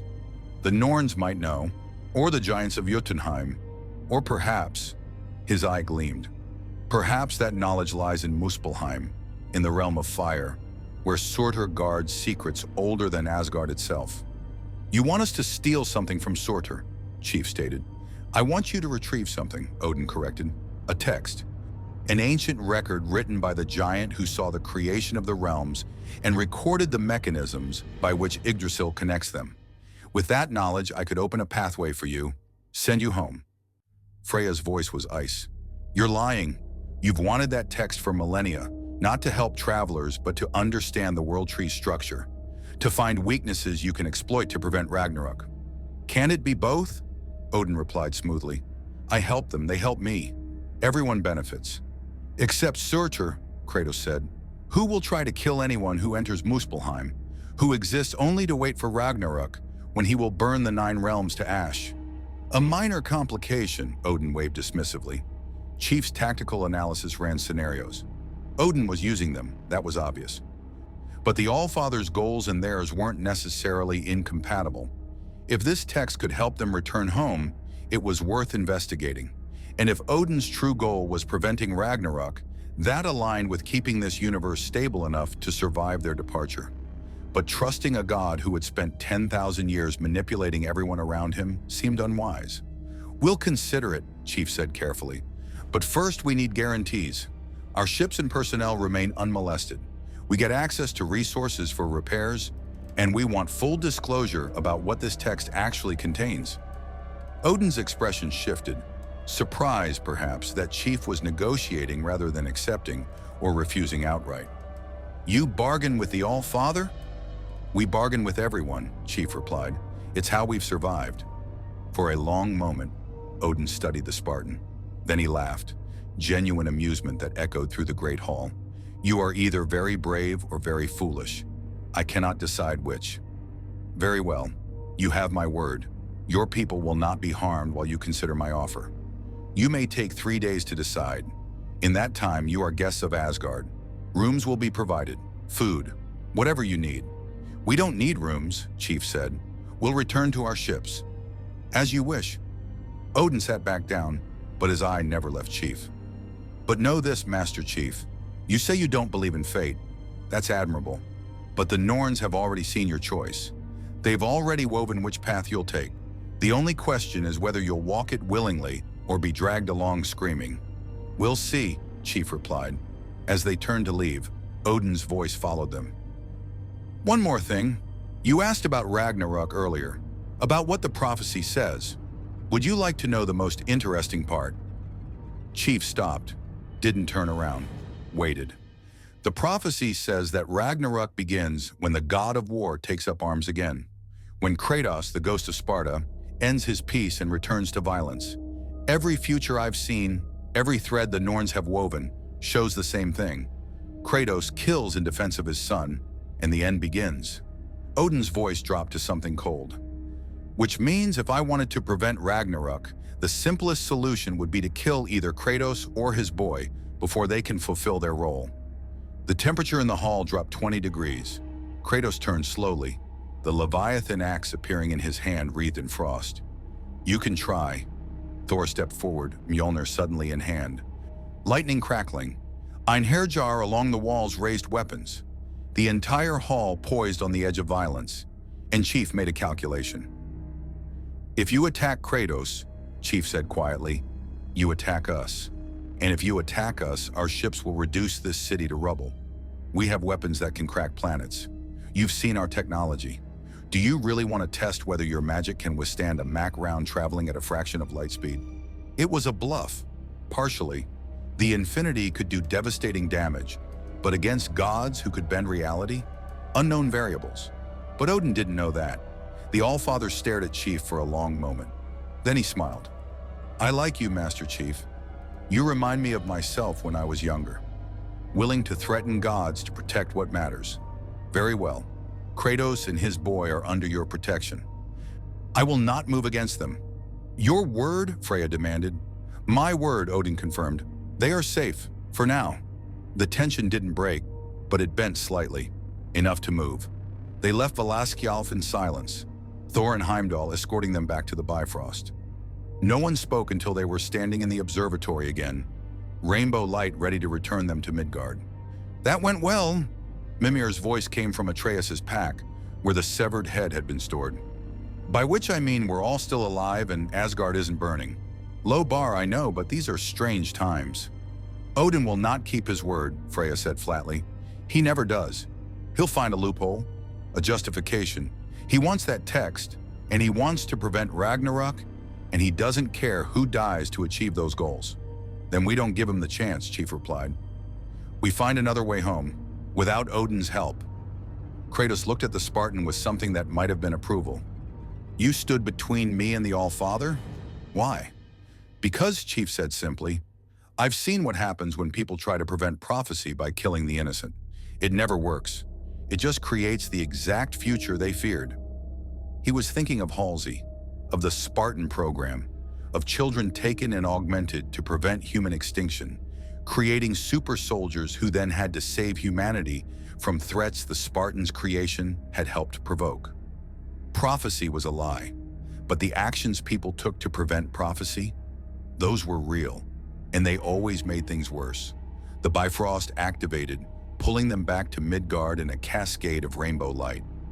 When they materialized near the ships, Captain Lasky was waiting with a full marine detail. "Chief, we monitored what we could through your suit cameras. Did Odin just threaten to kill a civilian to prevent an apocalypse?" "Yes," Chief confirmed. "And you threatened to destroy his city in response?" "Yes." Lasky was quiet for a moment. Then, "Good. Establishing clear boundaries. I approve. What's our next move?" Chief looked at the Infinity, at the Spirit of Fire, at the hundreds of UNSC personnel who were depending on him to get them home. Then he looked at Kratos, at Atreus, at a father trying to protect his son from a fate that seemed inevitable. "We find another way," Chief said. "We always find another way." In Asgard, Odin All-Father watched through his raven's eyes and smiled. The Spartan had made his choice, and in making it, had walked precisely the path the Norns had already woven. Because the road to preventing Ragnarok and the road to causing it were the same path. The only question was which destination they'd realize they were walking toward before it was too late. The War Council convened in the Infinity's primary briefing room, a sterile space of holographic displays and tactical projections that felt aggressively mundane after the Golden Halls of Asgard. Chief stood at the head of the table, flanked by Captain Lasky and Commander Palmer. Around them, Spartans Locke, Tanaka, Buck, and Vale. Captain Cutter had joined via holocom from the Spirit of Fire, his weathered face betraying decades of command decisions that had kept his crew alive against impossible odds. And at the far end of the table, looking distinctly out of place among the military precision, sat Kratos, Atreus, Freya, and Mimir's head, which Atreus had placed on a storage crate at table height. "Right then," Mimir began cheerfully. "This is cozy. Bit cleaner than the taverns I'm used to, but—" "Analysis first," Lasky interrupted, activating the holographic display. It showed Asgard's layout, compiled from Chief's armor recordings and the Infinity's long-range scans. "Roland, summarize what we know." The AI materialized his avatar standing on the table itself. "Good news and bad news. Good news, we've confirmed that the energy patterns we're detecting aren't harmful to our systems. The magic operates on frequencies our technology doesn't normally interact with, which means their defenses won't automatically counter our weapons." "And the bad news?" Palmer asked. "The bad news is that their magic can be directed to interact with our technology if they choose. Thor's hammer interfered with our shields at the lake. Odin's scrying apparently watched Chief through multiple encrypted systems. And the Bifrost," Roland paused. "The Bifrost is something else entirely. It's not just transportation, it's dimensional manipulation on a scale that makes Forerunner slip space look primitive." "Can we replicate it?" Cutter asked, leaning forward. "If we could create our own Bifrost-style transit?" "Not with current understanding," Roland replied. "The technology, if we can even call it that, requires an energy source we don't have access to. The Bifrost draws power directly from Yggdrasil itself, from the World Tree's connection to all 9 realms. We'd need to tap into that network. And I don't even know where to begin." Atreus raised his hand tentatively, like a student in class. "I might be able to help with that. The giants, my mother's people, they understood the World Tree. They could travel its branches without the Bifrost. There are ruins in Jotunheim, ancient knowledge. If we could access that—" "Jotunheim is sealed," Freya interrupted. "Odin closed the realm travel there after the giant purge. Only he has the means to open it now." "Which brings us back to our primary problem," Chief said, drawing everyone's attention. "Odin wants us to retrieve this text from Muspelheim. He claims it contains knowledge about the World Tree structure that could send us home, but we can't trust his motives." Kratos spoke for the first time since they'd boarded, his voice carrying the weight of experience. "Odin has spent millennia gathering knowledge to prevent Ragnarok. Every artifact, every text, every scrap of prophecy, he hoards them all. This giant's record he speaks of is not about helping you. It is about finding a way to break fate." "Can fate be broken?" Buck asked, skeptical. "I mean, we're talking about prophecy here, predestination. If it's already written, then writing can be erased," Kratos said flatly. "I have killed fates before. The sisters who claim to control all destiny, I proved them mortal. Their prophecies died with them. The room fell silent as the implications settled. Finally, Lasky spoke. You're saying these Norns, these weavers of fate, they can be killed? Everything can be killed, Kratos replied. The question is whether killing them solves the problem or creates worse ones. Mimir's voice cut in, unusually serious. When Kratos killed the fates in his realm, he didn't just break prophecy, he broke time itself, rewrote history. The consequences were catastrophic. Olympus fell, the Greek gods died, and their world was left in ruins. If you kill the Norns here, you don't just prevent Ragnarok, you unravel the tapestry that holds the 9 realms together. So we're stuck, Tanaka summarized. We can't trust Odin. We can't kill the Norns. We can't access Jotunheim's knowledge. And we don't have the means to create our own way home. There's always another option, Palmer said, her voice hard. We force the issue. Infinity's got enough firepower to level Asgard if necessary. We could hold the city hostage, demand they send us home, or we start reducing their golden towers to slag. No, Chief's voice was absolute. We're not terrorists. We don't threaten civilian populations to achieve objectives. Even to save our people? Palmer challenged, especially then. Chief had seen what happened when the UNSC abandoned its principles in the name of survival. Section 30's morally compromised operations, the Spartan program itself. Every time they'd chosen expedience over ethics, the consequences had haunted them. We find another way. Freya had been quiet, studying the holographic displays with thoughtful eyes. Now she spoke. There may be one. You seek knowledge of the world tree's structure, yes? To understand how to navigate between realms? That's the goal, Lasky confirmed. Then you need not go to Muspelheim, nor trust Odin. There is another who possesses such knowledge. Someone who has existed since before the 9 realms were named. Who has traveled every branch of Yggdrasil. Who knows secrets even the All-Father hasn't purchased with sacrifice. Who? Chief asked. Freya's expression was grim. The Norns themselves. You just said killing them would destroy everything, Vale protested. I'm not suggesting you kill them, Freya replied. I'm suggesting you ask them. The Norns are weavers of fate, yes, but they are also observers, recorders. They see all threads, all possibilities. If anyone knows how to navigate beyond Yggdrasil's branches to your realm, it would be them. And they'll just tell us out of kindness? Roland asked, skeptical. No, Mimir said quietly. The Norns don't do kindness, but they do trades. Knowledge for knowledge, secrets for secrets. If you offer them something they've never seen before, something outside their weaving, the head's eyes gleamed. They might be intrigued enough to answer. Atreus leaned forward eagerly. We could offer them information about your universe. They've never encountered anything beyond Yggdrasil. Your technology, your history, your wars, it would be completely new to them. Intel trade, Locke said, nodding slowly. We've done it before with the Arbiter. Share information to gain information. It could work. Or it could give entities who weave fate itself knowledge of our universe, Lasky countered. That's a security risk I'm not comfortable with. Everything here is a security risk, Chief replied. But if the alternative is trusting Odin or staying trapped in this realm indefinitely, he looked around the table. We need options. This gives us one. Kratos shifted in his seat, uncomfortable. The Norns are dangerous in ways different from gods. They do not fight. They do not threaten. They simply know, and in knowing, they manipulate. If they learn of your universe, they may weave it into their tapestry, connect it to Yggdrasil, bind you to fate. Can they do that? Cutter asked. Reach across realities to affect our universe? Unknown, Mimir admitted. The Norns have never encountered another Yggdrasil before. But if any beings could extend their influence beyond this world tree, it would be them. The holographic display flickered as Roland updated the tactical situation. I'm picking up increased Bifrost activity across Midgard. Multiple deployments. Odin's moving pieces. Where? Chief demanded.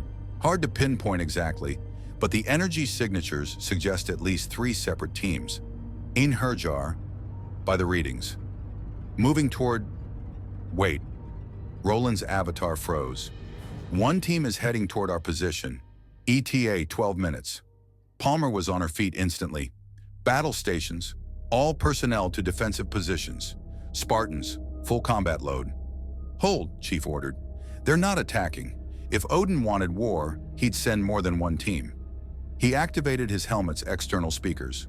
Roland, hail them. Standard first contact protocols. The AI complied, broadcasting on all frequencies.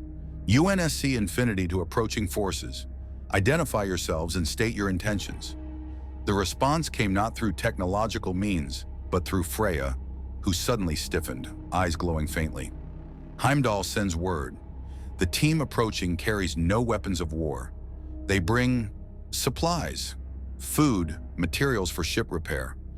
Odin's gesture of goodwill. Gifts, Kratos said, voice dark. The All-Father's favorite weapon. He gives you what you need, makes you dependent, and then demands payment when you're too invested to refuse. We refuse now then, Palmer said. But Lasky was studying the ship status reports that Roland projected.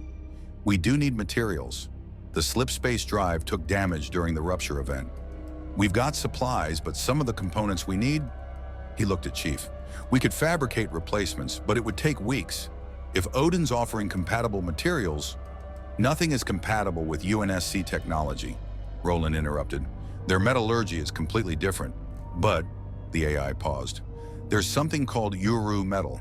The dwarves create it. It has properties that our scanners can barely classify.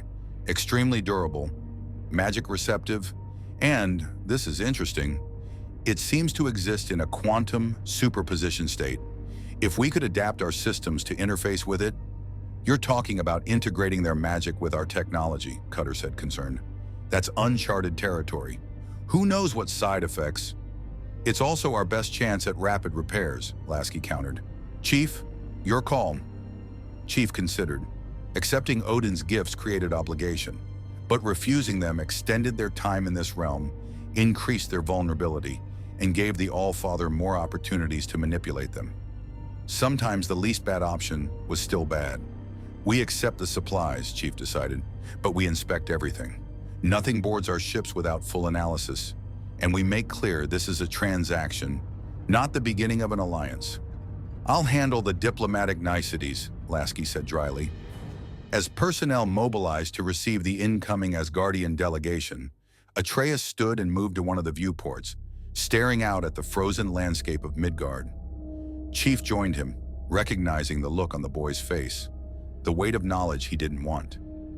My father says I'm part of the prophecy, Atreus said quietly, that Ragnarok begins when he takes up arms to protect me, that everything, the end of the gods, the death of the realms, it all starts because of me. Chief was silent for a moment, thinking of all the children he'd failed to save over 3 decades of war, the ones on Harvest, on Reach, on Earth itself. Then he thought of the children who'd become Spartans, stolen from families and rebuilt into weapons. Prophecy is just someone's guess about the future, Chief finally said. It only has power if you let it. But the Norns see threads, Chief interrupted. Possibilities. But they don't see choice. They don't see the moment when someone decides to do something different, something impossible, something that breaks the pattern. He looked down at the boy. I've been told I was going to fail more times than I can count. That humanity was doomed. That the Covenant would win. The flood would consume us. The Forerunner's legacy would destroy us. Every time someone had a prophecy, a calculation, a certainty about how it would end. What happened? Atreus asked. We won anyway. Chief's voice was quiet but absolute. Because prophecy doesn't account for the people who refuse to accept it. Your father understands that. It's why he's still fighting. Atreus nodded slowly, some of the weight lifting from his young shoulders. Outside, the Asgardian delegation arrived. A dozen Einherjar carrying crates of materials that glowed faintly with runic enchantments. Broken Sindri accompanied them. The Dwarven brothers already arguing animatedly about proper metallurgical procedures. As the supplies were offloaded and inspected, Freya approached Chief. The Norn sanctuary is in the realm between realms, a place called the Lake of Souls, where the threads of fate converge. To reach them, you'll need to travel through Helheim, the realm of the dishonored dead. Sounds pleasant, Chief replied. It's not, Freya said seriously. Helheim is cold beyond cold. The dead there are trapped, suffering, aware. And Hel herself, the goddess who rules that realm, she does not welcome visitors, especially not those seeking to bargain with the Norns. Will she oppose us? Possibly. She is Loki's daughter, and her loyalty is to balance, not to any side. If she believes your presence threatens the natural order, Freya shrugged, she might try to add you to her collection of souls. We've fought worse, Palmer interjected, joining the conversation.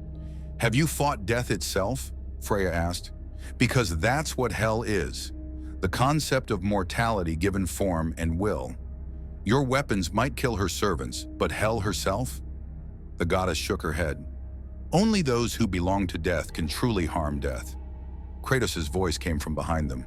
Then it is fortunate that I am already dead. Several times over. Everyone turned to stare at the ghost of Sparta. What? He said flatly. I have died and returned. The underworld has tried to keep me. Failed. If we go to Helheim, I will handle hell. You can't just volunteer to fight death personified, Vale protested. Why not? Kratos asked, genuinely confused. I have killed death before. Her Greek equivalent, Thanatos. It was Tuesday, I think. Mimir chuckled. Oh, I do enjoy your company, Kratos. You make everything sound so casual. Killed death. Was Tuesday. Brilliant. Chief made a decision. We go to Helheim. We reach the Norns.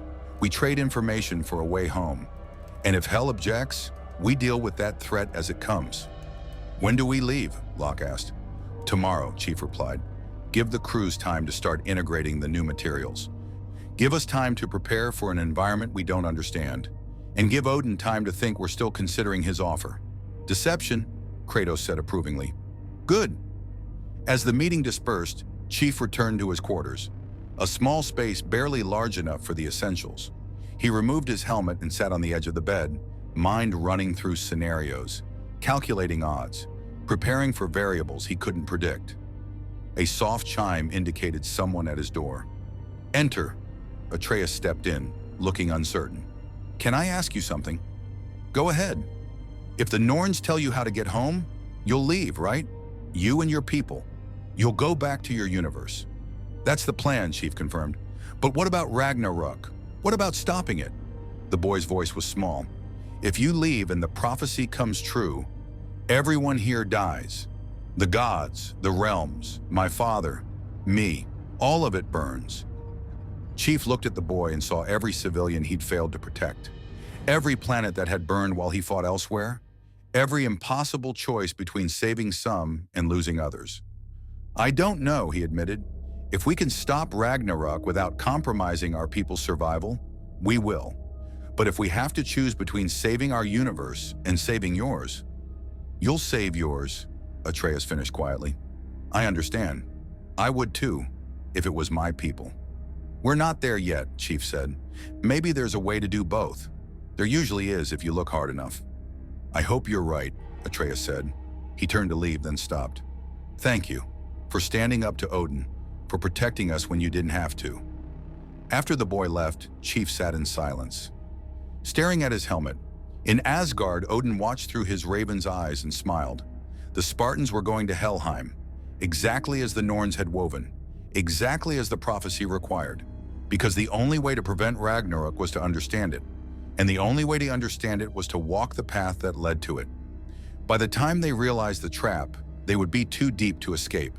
Helheim's gateway stood in a place that shouldn't exist, a wound in reality carved into the mountainside, framed by ice that predated warmth itself.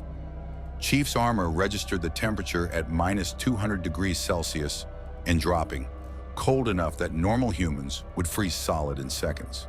Even his Mjolnir's environmental system struggled, frost forming on his visor despite the heating elements. The realm travel room, Atreus explained, his breath misting despite Freya's protective enchantment keeping him from freezing. Tyr built it when he was god of war, before Odin, before everything changed. It connects to all 9 realms through the branches of Yggdrasil.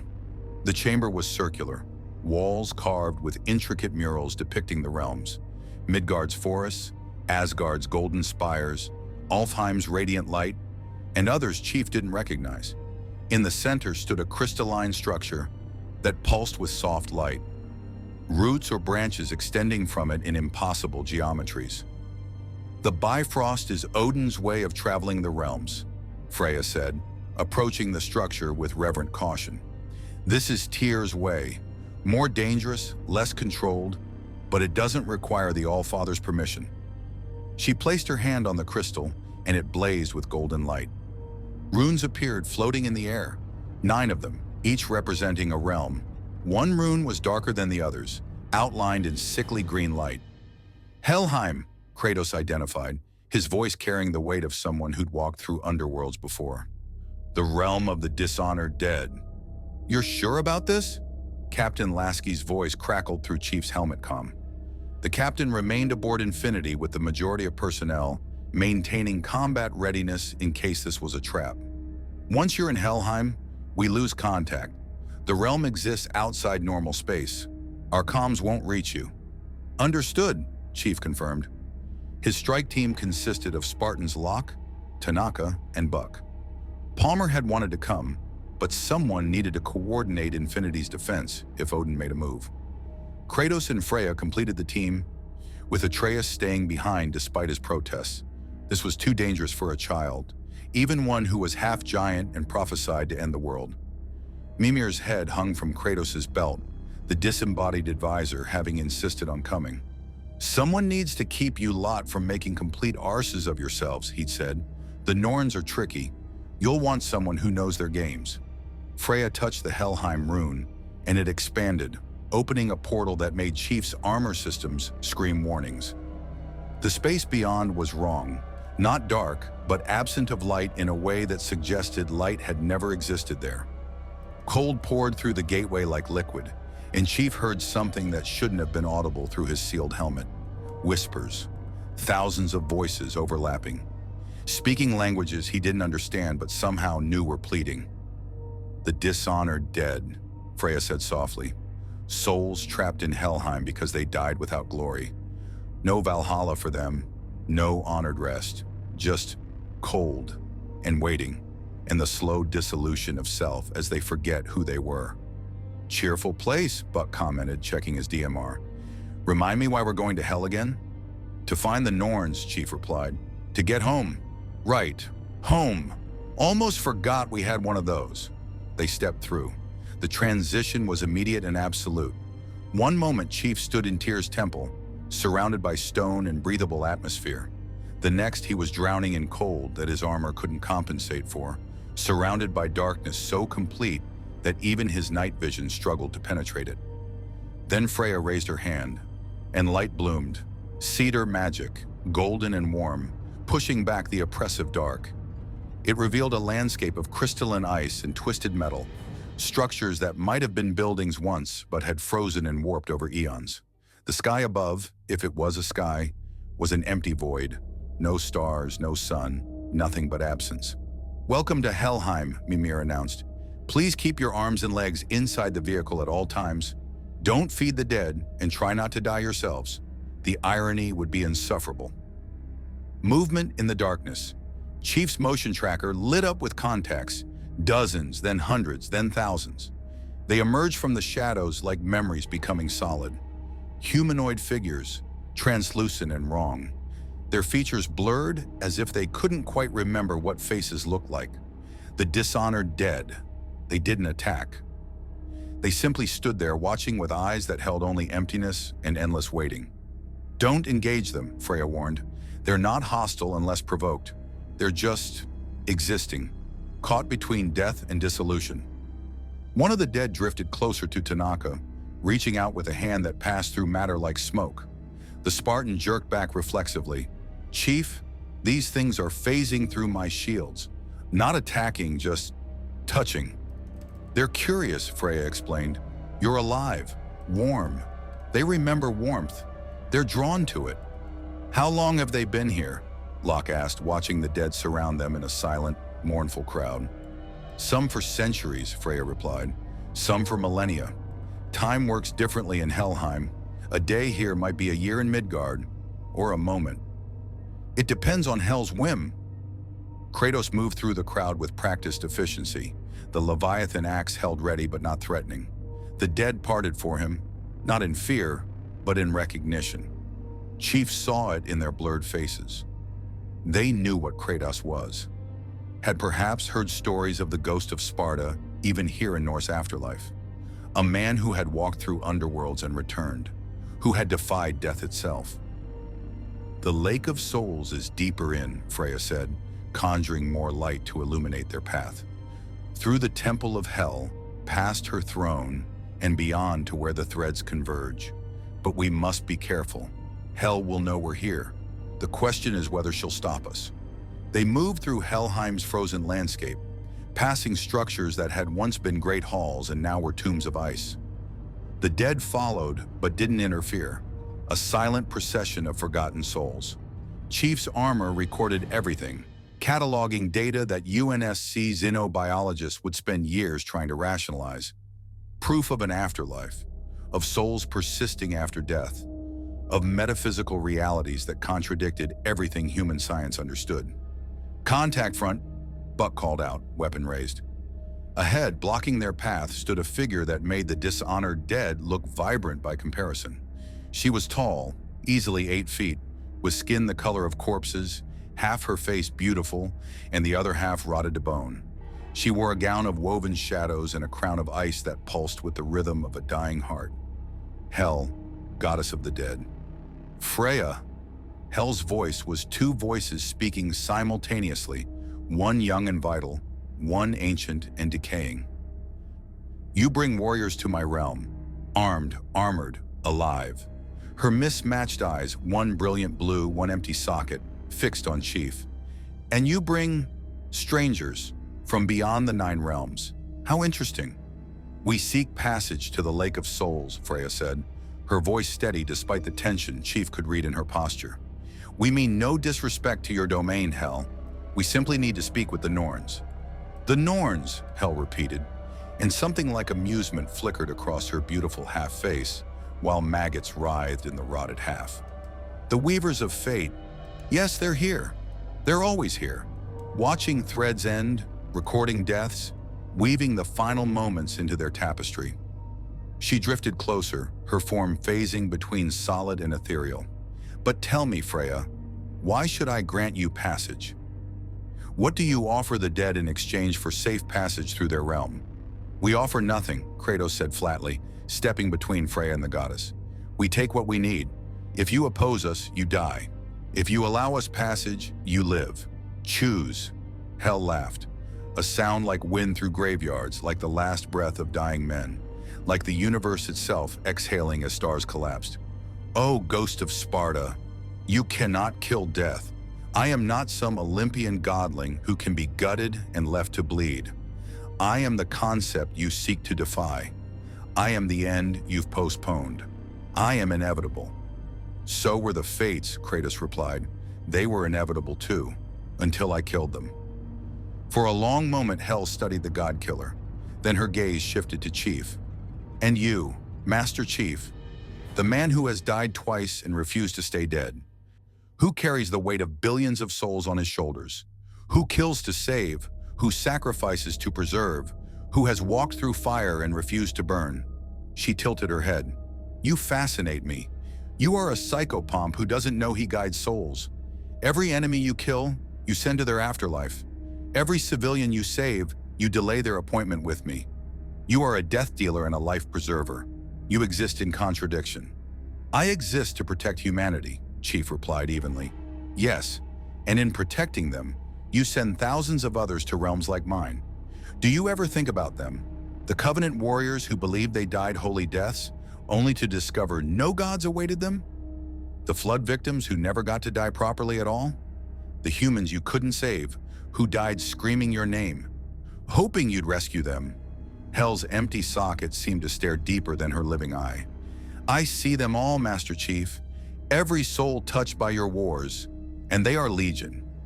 Chief had no response to that, because she was right. 30 years of warfare meant millions dead, and he'd been directly or indirectly responsible for thousands of those deaths. Necessary deaths, justified deaths, but deaths nonetheless. Enough philosophy, Mimir interjected. Hell, you know why we're here.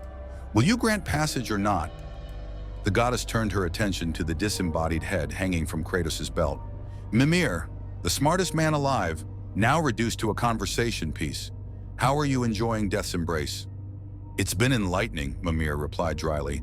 Gives one perspective. Now about that passage, I will grant it, Hel said abruptly. On one condition. Name it, Freya said warily. Hel's beautiful eye gleamed. One of you stays, one life given to death's realm as payment for passage. Not permanently, I'm not unreasonable, but for 1 year, mortal time, one soul to serve in my domain, to understand what death truly is, to walk among the forgotten and learn humility. No, Chief said immediately. Then you don't pass, Hel replied simply. I am the guardian of this realm, and I set the price. 1 life, 1 year, or turn back now. Kratos raised the Leviathan axe, or we carve our way through. You could try, Hel agreed, but know this, in Helheim, I am absolute.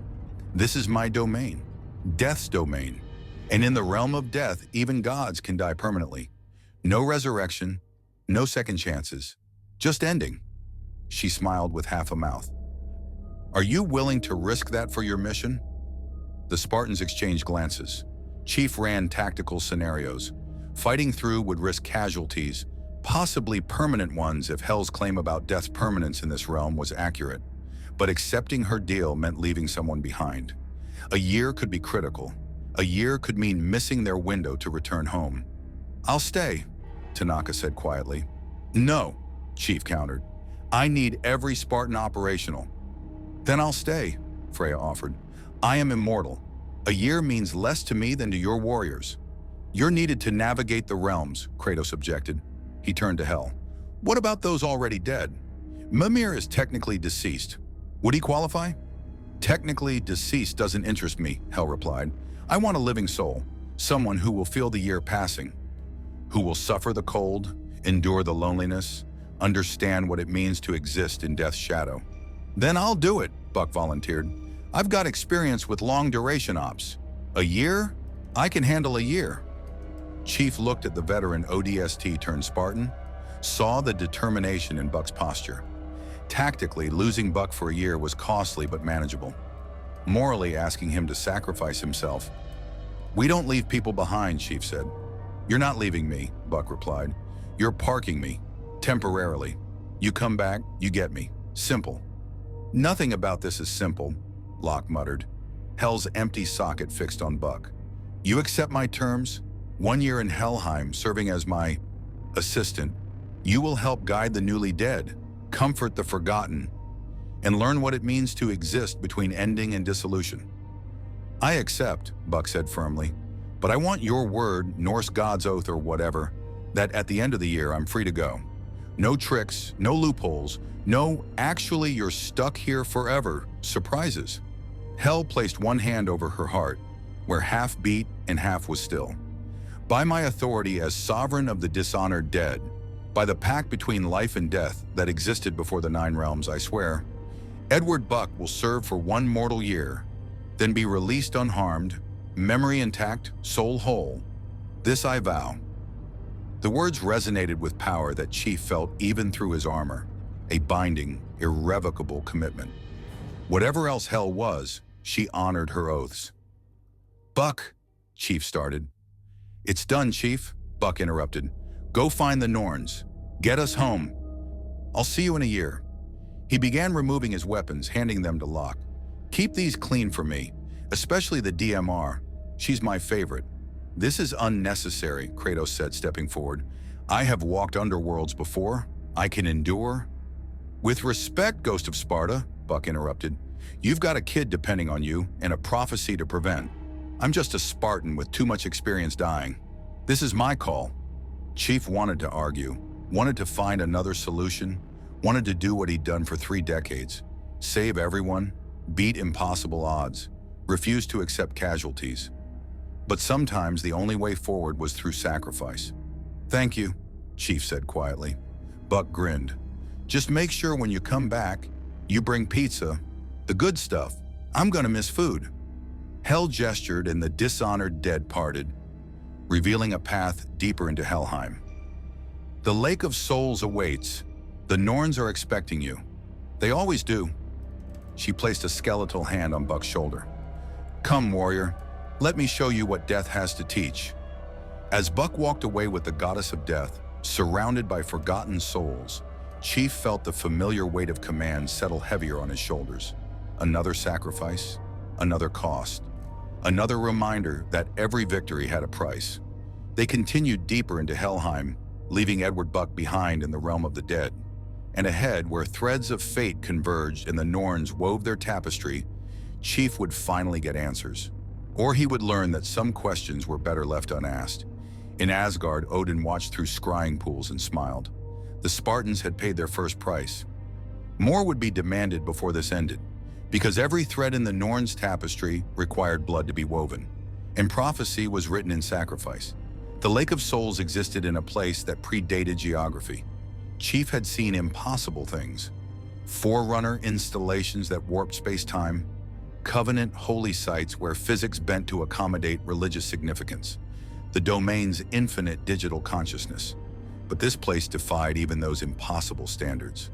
The lake wasn't water but liquid time, flowing in directions that had no names.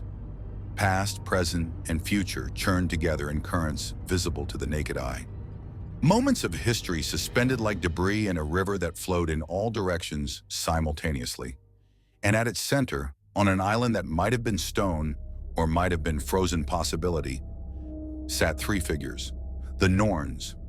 Chief's armor attempted to analyze them and failed, systems returning error codes as the figures simultaneously appeared as young maidens, middle-aged women, and ancient crones, all three states occupying the same space, flickering between forms too quickly for perception to track.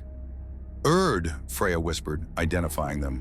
"Verdandi, Skuld, past, present, and future. The weavers of fate." The Norns looked up from their work, an immense tapestry that stretched into infinity in all directions, woven from threads that glowed with the light of lives lived and unlived. Chief could see patterns in it, images forming and dissolving, gods fighting, realms burning, a wolf swallowing the sun, a serpent rising from oceans and threading through it all. Figures he recognized: Kratos wielding blades of chaos, Atreus with a bow, Thor with his hammer, and himself. Master Chief was in the tapestry. "You see yourself," the Norn who was past spoke, her voice ancient and certain. "Yes, the moment you entered Yggdrasil's influence, you became part of our weaving. Your thread, your choices, your ending, all woven in. We do not recognize your pattern," Present continued, her voice measured and analytical. "You come from beyond, from a place where different weavers work different threads. Yet here you are. And here you will be," Future finished, her voice young but carrying the weight of inevitability. "We have seen your thread's conclusion. Would you like to know when you die?" "No," Chief replied immediately. The Norns laughed, three voices in harmony, like bells tolling for funeral and wedding simultaneously. "Wise," Past said. "Most who ask regret the knowing." Locke stepped forward, weapon lowered but ready. "We came to bargain. Information for information. We need to know how to navigate beyond Yggdrasil, how to return to our realm." "Bargain," Present repeated, her fingers never stopping their weaving. "Yes, this is common. Mortals always believe they can trade for knowledge. But what do you offer that we do not already possess? We see all threads, all possibilities. We know your history, your wars, your victories and failures. Your technology is no mystery. We watched you develop it across millennia of linear time. What can you possibly offer the weavers of fate?" Chief had anticipated this. "We can offer something you've never seen before, something outside any tapestry you've woven." "Impossible," Future stated. "We see all endings within Yggdrasil," Chief countered. "But we come from beyond, from a place where your sight doesn't reach. We can share knowledge of that realm, not ours specifically, but the concept. We can tell you about a universe where prophecy holds no power, where choice determines destiny, not the reverse, where fate can be changed. The Norn's hands stilled. For the first time since the delegation arrived, the three weavers stopped working. They looked at each other, past consulting, present consulting, future in a conversation without words, and then turned their complete attention to the Spartans. "Speak," all three said in unison. Chief had prepared for this moment, coordinating with Roland and the UNSC's best theoretical physicists during the journey through Helheim. In our universe, causality flows in one direction. Past creates present, creates future. Linear, unchangeable once it's occurred, but not predetermined. Every moment contains infinite possibilities, and consciousness, free will, determines which possibility becomes reality. Free will, Past scoffed, the greatest lie mortals tell themselves. Is it? Chief challenged. In your weaving, can you account for decisions made by beings from outside your tapestry? Can you predict what I'll do next? Silence. You can see my thread's path through your 9 realms, Chief continued, but you can't see the moment of choice itself, because choice exists outside causality, outside fate. It's the one thing your weaving can't account for, the instant when consciousness decides to act. Prasant leaned forward, fingers tracing threads in the tapestry. He speaks truth. The stranger's threads, they fork endlessly. Every moment, every decision creates new branches. It is inefficient, chaotic. It is freedom, Freya said softly, something the 9 realms have never known. Kratos spoke for the first time since entering the lake's domain. In my old realm, the fates wove destiny. They claimed all was predetermined. They were wrong. I proved them mortal, killed them, broke their threads. He met the Norn's collective gaze. If you are like them, you can be broken too. The threat hung in the air like a blade. The ghost of Sparta, Skuld, future, said quietly, your thread is unique.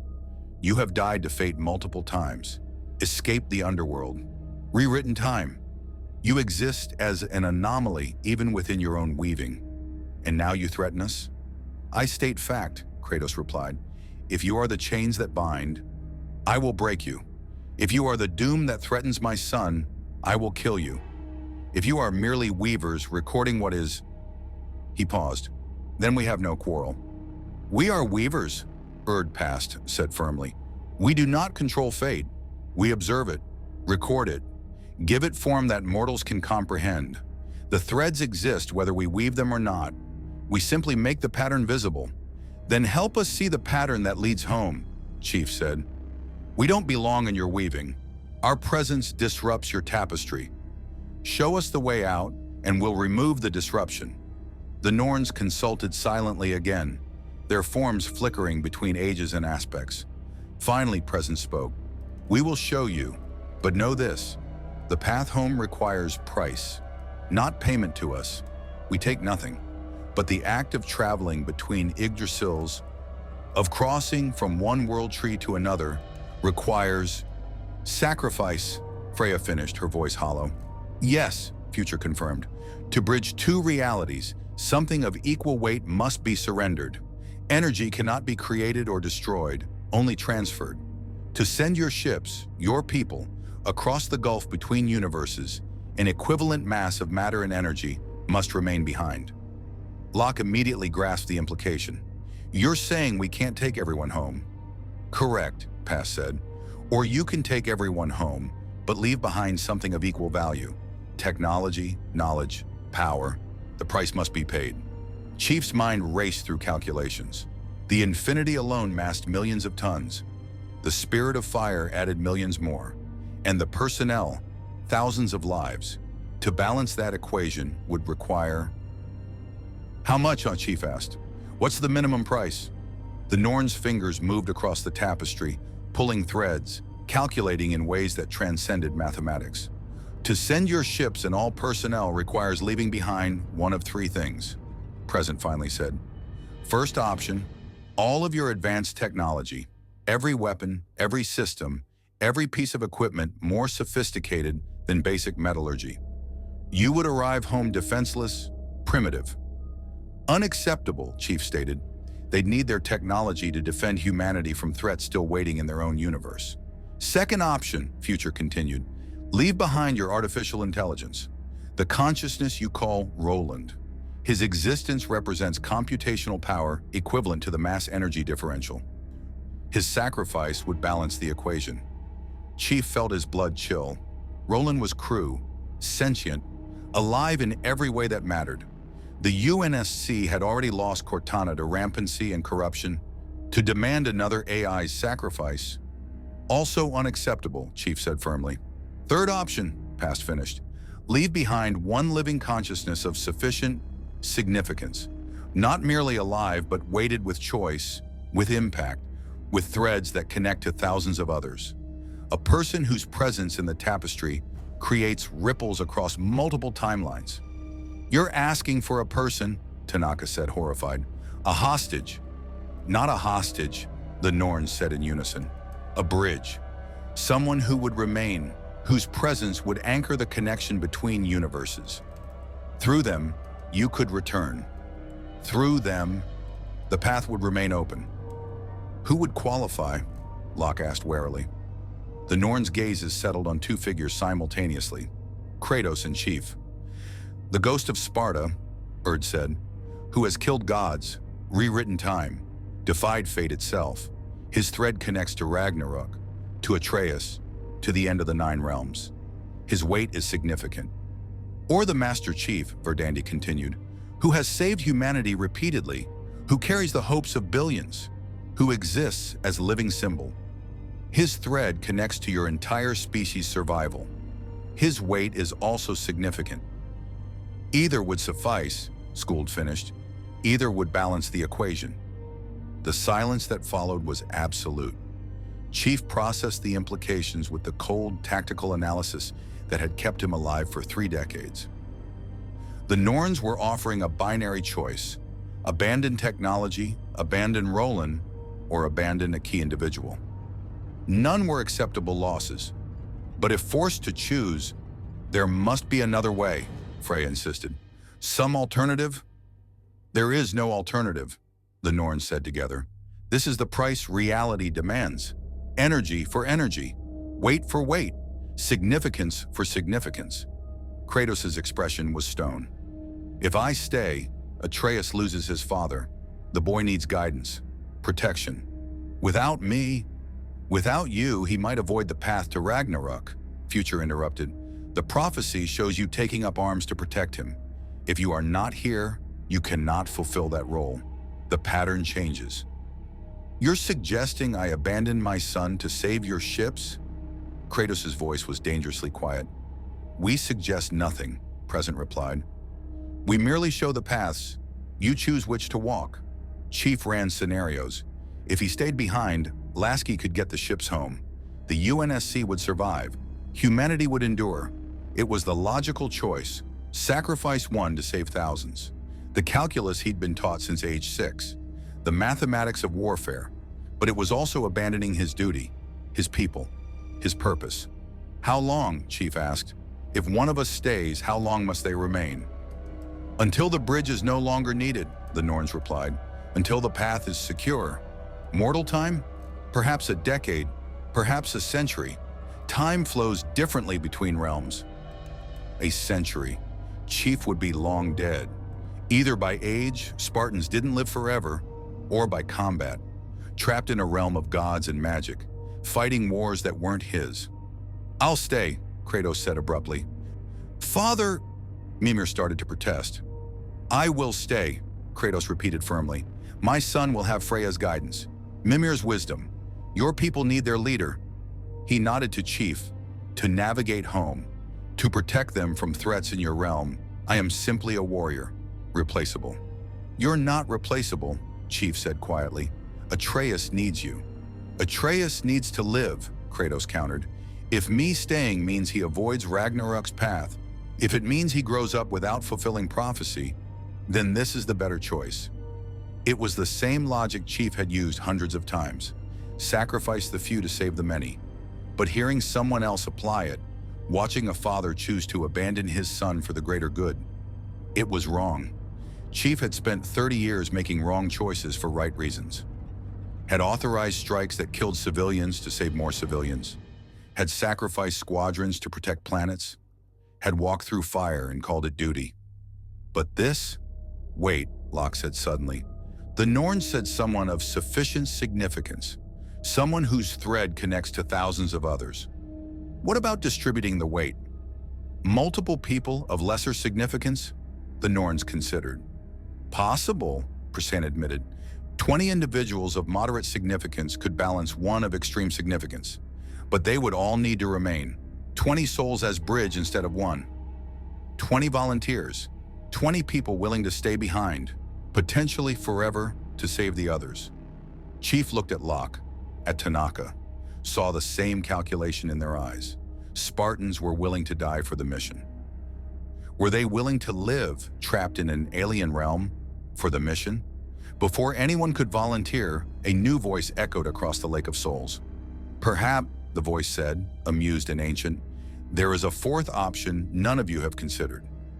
Everyone turned to see a figure standing on the lake's shore, an old man in tattered robes holding a walking stick, with a look in his eyes that suggested he'd watched civilizations rise and fall and found them equally entertaining. Who? Chief started. I am called many names, the old man said. The stranger, the wanderer, the witness. I walk between realms, between stories, observing. And occasionally when the threads tangle in particularly interesting ways, he smiled. I interfere. The Norns stood as one, their forms flickering rapidly. You should not be here. This place is ours. The Lake of Souls admits only those bound to fate? Yes, I know the rules. The stranger waved dismissively. I wrote half of them. Now about this bridge problem, you need weight, significance, a consciousness to anchor the path. But you're thinking too literally. He approached the tapestry, and the Norns didn't stop him. Couldn't stop him, Chief realized. This being existed outside their authority. What if, the stranger said, tracing threads with one gnarled finger, instead of a person, you used a moment, a choice of such weight, such significance, that it anchors reality itself? A decision that changes everything? Impossible, Pass said. Moments don't have mass. Don't they? The stranger smiled. The moment you choose to spare an enemy or strike them down, does that not carry weight? The instant you decide to save one person over another, does that not have significance? Consciousness, choosing between paths, is the heaviest thing in any universe. Chief saw where this was going. You're suggesting we make a choice here, now, something that affects both universes. Precisely, the stranger beamed. A choice that matters to both Yggdrasils, that creates ripples in both tapestries. Something that, he paused dramatically, something that determines whether Ragnarok happens or doesn't. Kratos' hand moved to his axe. You suggest we decide the fate of the 9 realms? Billions of lives? You're already deciding, the stranger replied. The moment you walked into this realm, you changed threads. The prophecy no longer runs clean. Ragnarok might happen, might not. The Norns can see both possibilities now. He looked at the Weavers. Can't you? The Norns were silent, but Chief saw acknowledgement in their flickering forms. So, the stranger continued, make the choice. Commit to preventing Ragnarok, dedicate your technology and power to that goal, or commit to leaving regardless of consequences. Either way, the weight of that decision, affecting billions, changing destiny, creating new threads, would balance your equation. You're asking us to choose between going home and saving this universe, Tanaka said. I'm giving you a third option, the stranger corrected, because right now, you're trapped between duty and morality, between survival and sacrifice. This lets you choose based on conviction rather than calculus. Chief looked at the tapestry, at his thread woven into impossible patterns. Looked at Kratos, at a father trying to save his son. Looked at the Norns, at beings who recorded but didn't control, and realized the stranger was right. This was the choice that mattered, not who stayed behind, but what they stood for. In Asgard, Odin watched through scrying pools and for the first time in 10,000 years, felt genuine fear. Because the strangers were being offered a choice even he had never imagined. And whatever they decided would change everything. Chief's mind processed the scenario with the same tactical precision that had guided him through 3 decades of impossible choices. But this wasn't a battlefield calculation. This was philosophy made weapon. "Define the parameters," Chief said, addressing the stranger. "If we commit to preventing Ragnarok, what does that actually mean? What are we agreeing to?" The stranger's smile widened. "Ah, the soldier wants his mission brief. Fair enough." He gestured at the tapestry, and threads began to glow. Ragnarok, as currently woven, begins when Kratos takes up arms to protect Atreus from Odin's final gambit. This triggers Fimbulwinter's end, the breaking of bonds, the release of forces held in check for millennia. Fire giant Surtur rises. World serpent Jormungandr surfaces. Fenrir breaks his chains. The gods march to war, and everyone dies. Simple, clean, apocalyptic. "And preventing it," Locke asked. "Requires removing the trigger," the stranger replied, "which means either protecting Atreus without Kratos fighting, finding alternative solution to Odin's schemes, or," his eyes gleamed, "changing the fundamental conditions that make Ragnarok inevitable. Breaking the cycle of violence between Aesir and giants, ending Odin's paranoid quest for control, creating genuine peace across 9 realms." Freya laughed bitterly. "Impossible. The hatred runs too deep. The giants are nearly extinct, murdered by Odin's command. The Aesir believe themselves superior. Thor kills for sport. The realms exist in constant tension, held together only by Odin's iron fist and the threat of mutual destruction." "Impossible," she says, the stranger mused. "Yet the Master Chief has achieved impossible things before, hasn't he? United ancient enemies against common threat. Brokered peace between species that had genocided each other for generations. Turned prophets into corpses and prophecies into lies."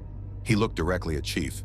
"Tell me, Spartan, is preventing one realm's apocalypse truly harder than preventing your own species' extinction? Which you've done multiple times." Chief considered the comparison. The human covenant war had seemed unwinnable until it wasn't. The flood had seemed unstoppable until it was stopped.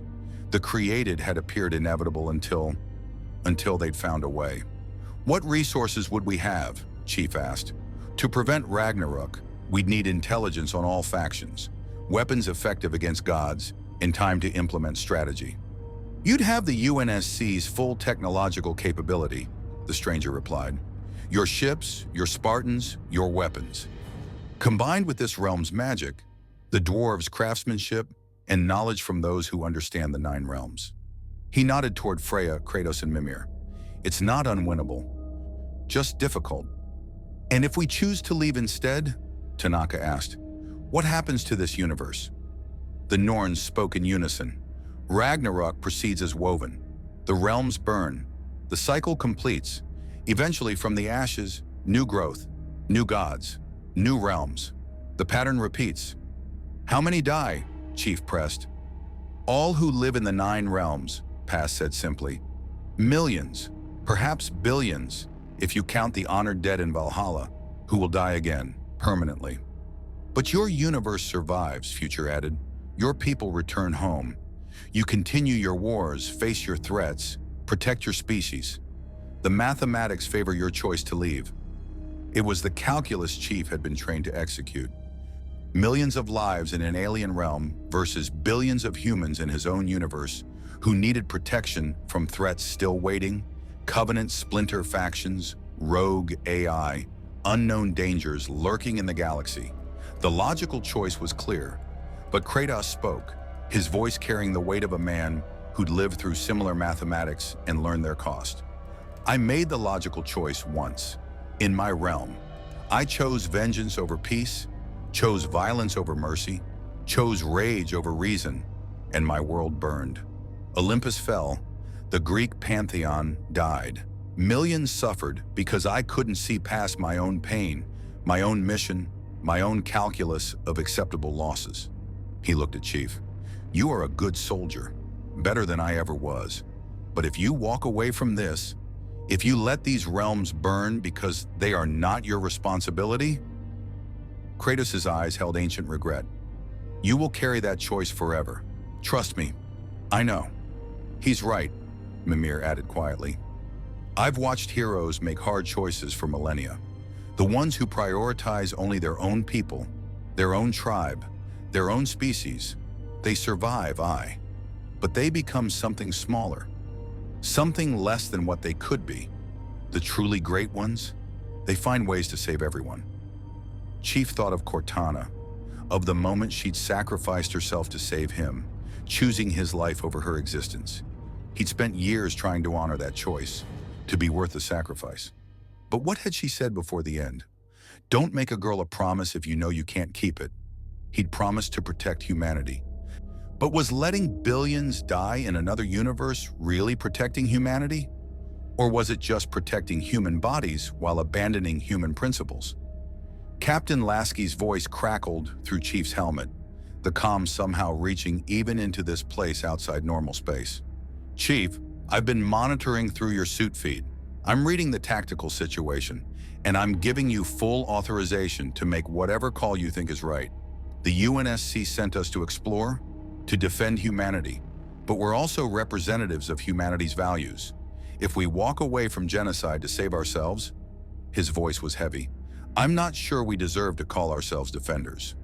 Captain, Chief replied, we have personnel depending on us, families waiting for them. Our universe has its own threats, which will still be there whether we return now or later. Lasky interrupted. Chief, I'm not saying this is easy. I'm saying you've never taken the easy path before. Why start now? Through the helmet feed, Chief heard other voices, Marines and scientists and engineers who'd been listening. They knew the choice, and they were volunteering to stay, to fight, to commit to preventing Ragnarok, even if it meant never seeing home. We didn't sign up to be heroes for just one species, a Marine said. We signed up to fight the good fight, wherever that fight is. The data here could revolutionize human understanding of physics, a scientist added. But more than that, these are people, billions of them. We can't just abandon them. Roland's avatar materialized in Chief's HUD. For what it's worth, Chief, the Norns offered my existence as payment. I was ready to make that sacrifice. If the crew is willing to stay and fight instead of sacrificing me or anyone else, the AI's voice carried something like pride. Then I say we stay. We've beaten worse odds. Chief looked at the tapestry, at the threads showing two futures, one where the UNSC left and Ragnarok burned the 9 realms to ash, another where they stayed and, maybe possibly, if everything went right, prevented apocalypse. The logical choice was to leave, but Chief had learned over 30 years that logic didn't account for everything. Didn't account for sacrifice, for honor, for the weight of knowing you could have helped and chose not to. He thought of all the times someone had helped humanity when they didn't have to. The Arbiter, choosing honor over loyalty to the prophets. The Forerunner Librarian, leaving messages to guide humanity. Even Cortana, before her fall, sacrificing everything to save him. If the UNSC only saved themselves, they were no better than the Covenant had been, a species that survived by sacrificing others. We stay, Chief said. The words hung in the air like a verdict. Kratos' expression shifted. Surprise, then something that might have been respect. Freya closed her eyes briefly, exhaling tension she'd been holding. Mimir chuckled softly. Well now, didn't expect that. Good on you, Chief. The Norn's fingers moved across the tapestry, and Chief watched his thread fork dramatically. One path vanished, the future where they left, and another solidified, branching into infinite new possibilities. The choice is made, the Norns intoned. The weight is sufficient. The bridge is anchored. When you return to your ships, you will find the path home available. But it will wait. It will remain open. Because now you are committed. Your presence here has meaning. Your thread is woven, not as visitor, but as participant. How do we prevent Ragnarok? Locke asked, immediately tactical. What's our first target? The stranger laughed. Oh, you don't waste time, do you? Very well. Your first problem is Odin. The All-Father is the linchpin. His paranoia drives everything. The giant genocide, the imprisonment of Tyr, the manipulation of Thor, the obsessive hoarding of knowledge. Remove Odin's toxic influence, and the 9 realms can begin to heal. "You're suggesting we kill the king of the gods?" Tanaka said incredulously. "I'm suggesting," the stranger replied, "that you convince him his path leads to the exact apocalypse he's trying to prevent, that his actions are the cause, not the cure. Odin is obsessed with knowledge, with seeing all possible futures. Show him the futures where his choices doom everyone. Make him understand that the only way to save Asgard is to stop trying to control everything." "And if he doesn't listen?" Chief asked. "Then yes," Kratos said flatly. "We kill him. I have experience with that." Freya nodded slowly. "Odin can be reasoned with, but only if you have leverage, something he wants more than control. The only thing that qualifies is knowledge he doesn't possess. And now," she gestured at the Spartans, "you represent exactly that. Technology, tactics, weapons from beyond his sight. You're the leverage." "We negotiate from strength," Chief confirmed. "Offer cooperation in exchange for changes. Demand he end the giant persecution, release any prisoners held unjustly, and work toward actual peace rather than enforced submission." "He'll never agree," Freya said. "Then we make the 9 realms too costly to rule through fear," Chief replied. "We arm the oppressed, train them, give them means to resist, force Odin to choose between adapting or facing endless insurgency." It was the UNSC playbook. When facing authoritarian regimes, support resistance movements, provide force multipliers, and create conditions where negotiation became more attractive than continued conflict. "This will take time," Locke noted. "Months, maybe years." "We have time now," Chief said. "We're committed." The stranger clapped his hands together. "Excellent. Oh, this is going to be entertaining. The UNSC versus the Aesir. Technology versus magic. Military discipline versus divine right. And through it all," he looked at Kratos, "a god killer who's trying not to kill gods this time. Delicious irony." "One question," Chief said, addressing the Norns. "You said you see all threads, all possibilities. In the futures where we succeed at preventing Ragnarok, what do they look like?" The 3 weavers exchanged glances. Finally, Future spoke. "In sum, you broker genuine peace. Giants and Aesir coexist. The realms flourish. Atreus grows to adulthood without fulfilling dark prophecy. Your people eventually return home, having changed 2 universes for the better." "And in others?" Chief pressed. "In others," Pass said quietly, "you become the very thing you fought against. Your weapons and tactics are too effective. You topple Odin only to establish UNSC military rule. You prevent Ragnarok, but create a different kind of apocalypse. One of order without freedom, peace without choice. The road to hell," Preston added, "is paved with good intentions and superior firepower." It was a warning Chief understood intimately. The UNSC had been born from good intentions to unite humanity, had become authoritarian in pursuit of stability, had created the Spartan program, child abduction and augmentation, to maintain control. Good intentions twisted by expedience. "We'll be careful," Chief said. "We won't become tyrants to prevent tyranny." "See that you don't," the Norns replied, "because we will be watching, weaving, recording, and if you fail, if you become the monster," their voices carried absolute certainty, "we will ensure that thread ends badly." The Lake of Souls began to fade, reality reasserting itself. The stranger waved cheerfully. "Off you go then. You have a realm to save. Try not to start any new apocalypses while preventing the scheduled one. And Master Chief?" The old man's expression grew serious. "The moment you chose to stay, you became part of something larger than yourself. Larger than your species. Remember that. Remember why you stayed. When things get hard, and they will, remember that choice." Then they were back in Helheim, standing in the frozen wasteland, the dishonored dead watching silently. Hel materialized before them, her mismatched face studying Chief with newfound interest. "You made a choice that surprised even me. Death expected you to sacrifice one and save the many. Instead, you risked all to save strangers. How inefficient. How human, Chief corrected. Hell smiled with half a mouth. Perhaps your warrior Buck will be returned to you as promised. He has served well, learning what death teaches. And now, she gestured and a portal opened, showing the realm travel room in Tyr's temple. You have work to do. Go. Prevent the end. Show the 9 realms that even death can be defied. They stepped through, emerging back in Midgard's reality. Waiting at the temple entrance was Buck, looking no worse for wear despite his time in Helheim's service. Chief, Buck grinned.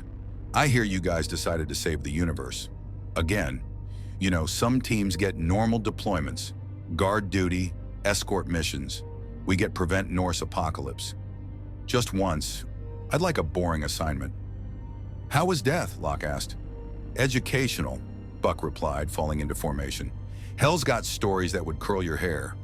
Did you know there's like 6 different afterlives depending on how you die? And the dishonored dead throw terrible parties. No alcohol, no food, just existing. 0 stars, would not recommend. As they made their way back to the ships, Chief activated command channel. Captain Lasky, we're returning. Prepare for extended deployment. Mission parameters have changed. We're staying to prevent Ragnarok. Understood, Lasky replied. The crew's already started strategic planning. We've got some ideas. And Chief, I'm proud of you, of all of us. This is what the UNSC is supposed to be. When they emerged from the forest, the infinity and spirit of fire hung in the air like promises of defiance. Atreus was waiting, relief flooding his face when he saw his father alive and whole. Father, I thought, when you didn't return. I am here, boy, Kratos said, placing a hand on his son's shoulder. And the strangers have made a choice. They will help us prevent Ragnarok. Really? Atreus' eyes widened. But how? Odin's too powerful. The prophecy, Chief interrupted, is just someone's best guess about the future. We're going to prove it wrong. In Asgard, Odin felt the moment the choice was made, felt the tapestry shift, threads realigning in patterns he hadn't foreseen. The strangers were staying, were committed, were now players in the game he'd been playing for 10,000 years.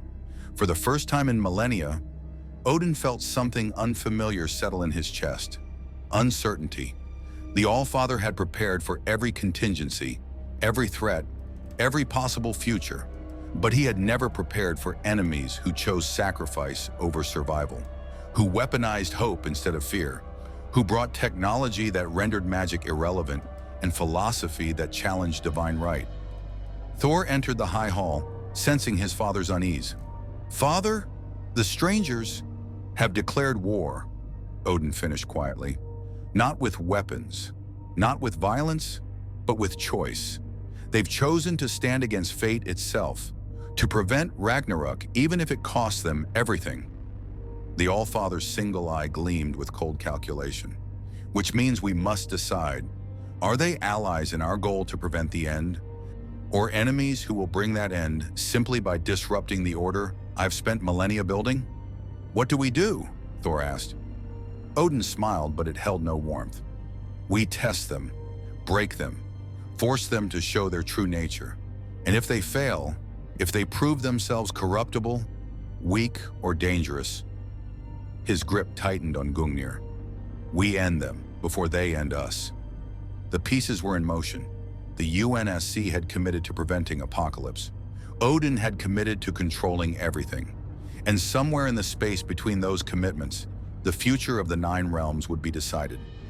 Ragnarok was no longer certain, but neither was survival. The only certainty was that before this ended, everyone would pay a price. The question was whether that price would be worth the future they purchased. The war room aboard the Infinity had been transformed into something that would have baffled military strategists from any previous era. Holographic projections of the 9 realms hung in the air, alongside tactical overlays, while Asgardian runes glowed on screens designed for human interfaces. Broken Sindri had spent 3 days integrating Uru metal into the ship's systems, creating a hybrid of technology and magic that Roland described as deeply unsettling but functionally brilliant. Chief stood at the head of the table, surrounded by an alliance that shouldn't exist. UNSC officers, Spartan fire teams, a Norse goddess, a god killer, a severed head that wouldn't shut up, and two dwarven blacksmiths who argued constantly but created miracles when properly motivated. Phase 1, Captain Lasky said, activating the display, is intelligence gathering. We need complete understanding of Asgard's military capability, Odin's strategic objectives, and potential allies among the realms. Commander Palmer has been coordinating reconnaissance missions with Heimdall's limitations in mind. Palmer stepped forward, her expression all business. Heimdall can see everything in the 9 realms, but he can't see everywhere simultaneously. We've established patrol patterns that exploit his observation gaps. Spartans in active camouflage moving during Einherjar's shift changes. It's not perfect, but we've mapped 70% of Asgard's defensive positions. A hologram of the Golden City appeared, marked with weapon emplacements, garrison points, and patrol routes. Chief studied it with the eye of someone who'd spent 3 decades cracking impossible defenses. Asgard's vulnerable here, he said, indicating 3 points where the city's impossible architecture created blind spots. And here, Bifrost Observatory is the strategic choke point. Control that, you control travel between realms. Except Heimdall is functionally omniscient, Locke countered. Even if we seize the observatory, he'd see us coming. Unless he was distracted, Freya said thoughtfully. Heimdall's sight is vast but not infinite. If something sufficiently dramatic occurred elsewhere, something that threatened Asgard directly, his attention would focus there. You're suggesting a diversion, Lasky said. What scale are we talking?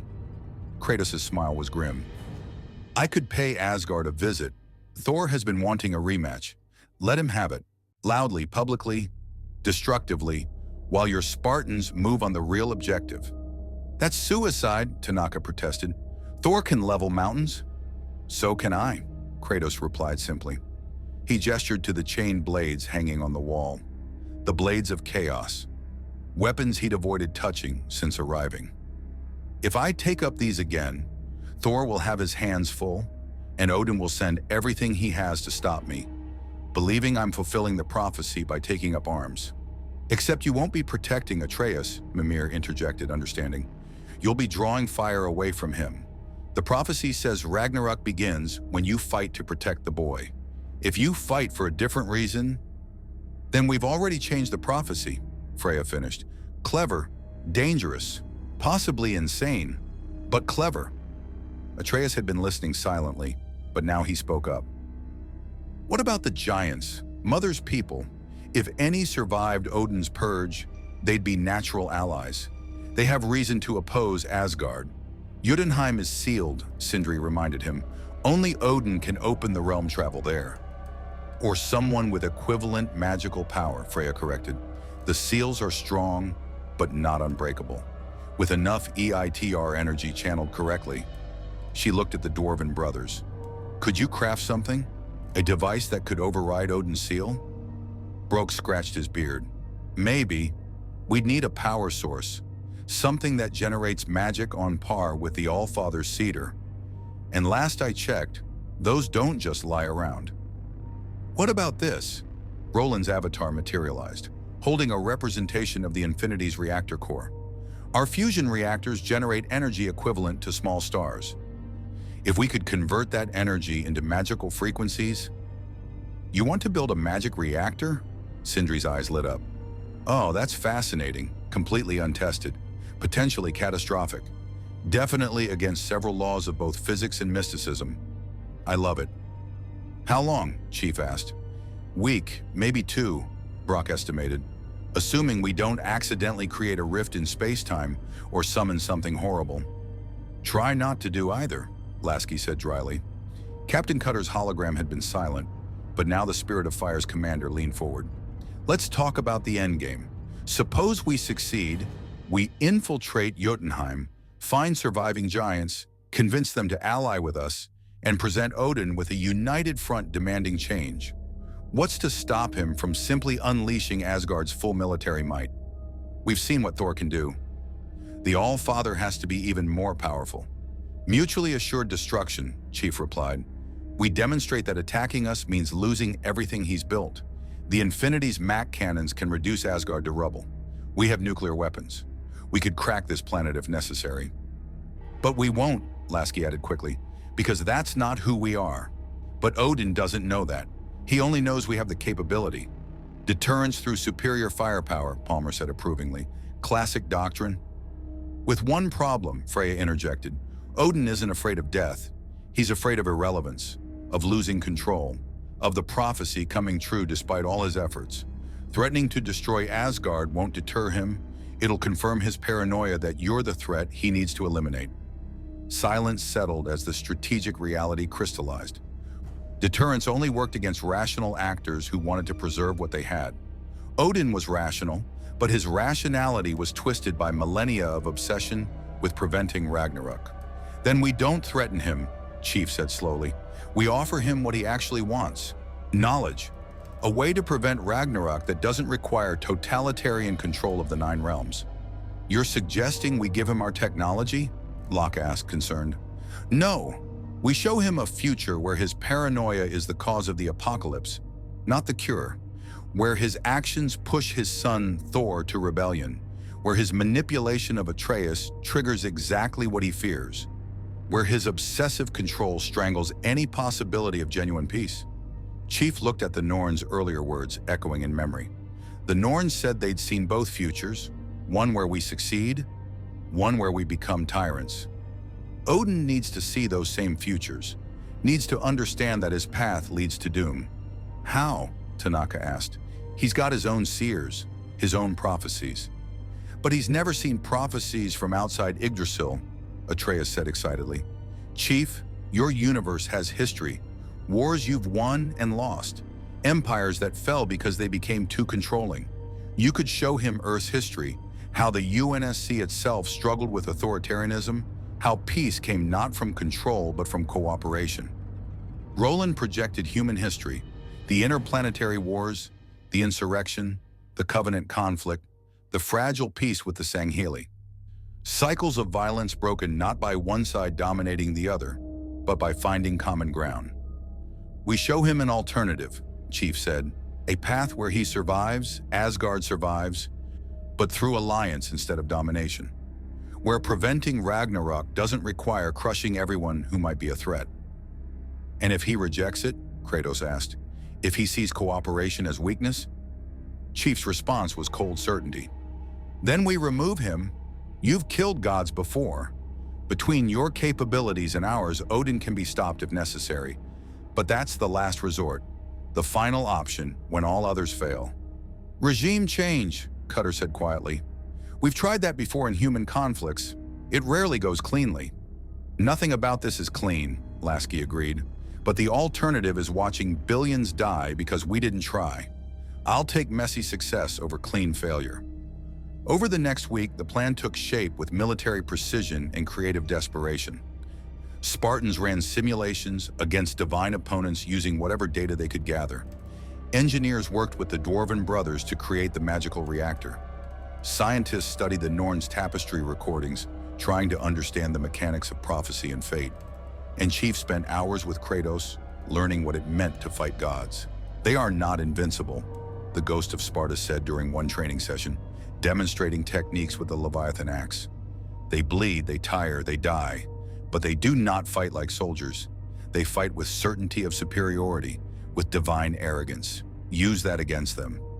Overconfidence leads to mistakes, Chief observed. Exactly. Thor will underestimate you because you are mortal. Odin will underestimate you because you are from beyond his sight. Exploit that. Strike before they realize the threat. They were interrupted by alarms blaring through the ship. Chief's HUD immediately painted the tactical situation. Bifrost activation, massive energy signature, incoming hostile. All hands to battle stations. Palmer's voice echoed through corridors. We have incoming divine-level contact. Chief and Kratos sprinted to the bridge, arriving to see the view screen displaying Thor hovering 300 meters from the Infinity, Mjolnir crackling with lightning that lit up the twilight sky. Master Chief, Thor's voice boomed across the distance, amplified by divine power. My father sends message. You have 3 days to leave Midgard. 3 days to return to whatever realm spawned you, or Asgard will remove you by force. This is your only warning. Lasky looked at Chief. Your call. Chief activated external speakers, his voice carrying across the space between ship and god. We're not leaving. We made a commitment. If Odin wants us gone, he'll have to do it himself. Thor's expression shifted from delivering ultimatum to anticipating violence. So be it. Tell me, Spartan, can you die permanently here? Or will you resurrect like the ghost of Sparta? I'm curious to find out.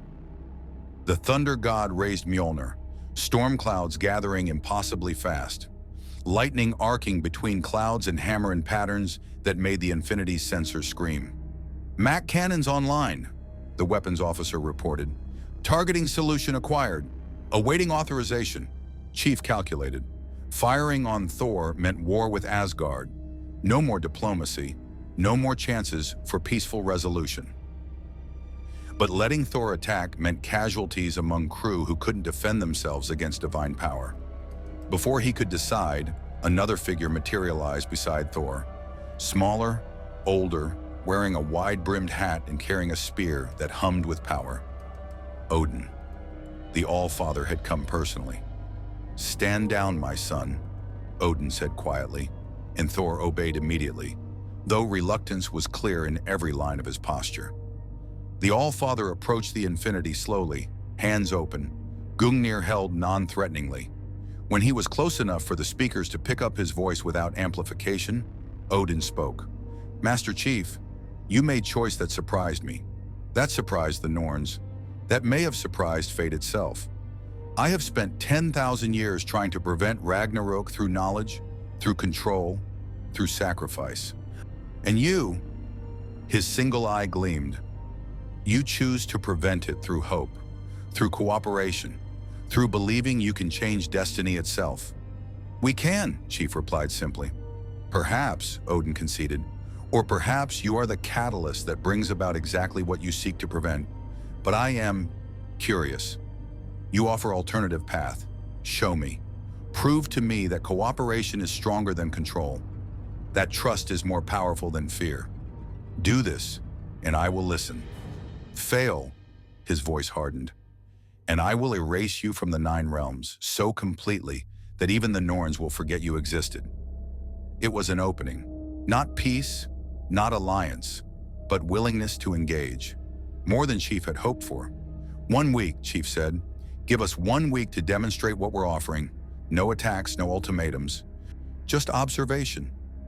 Odin considered for a long moment, then nodded slowly. 1 week.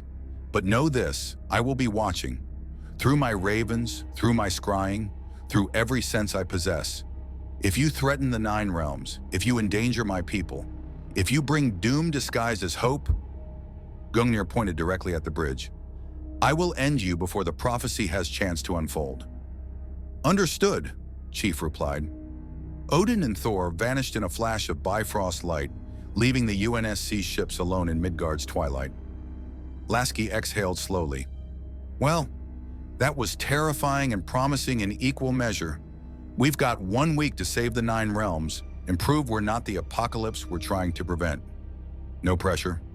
Chief turned to his assembled command staff, human and not, mortal and divine, soldiers and gods. Then we'd better get to work. Over the following days, the impossible happened. The magic reactor came online, humming with converted fusion energy that the dwarves channeled into breaking Odin's seal on Jotunheim.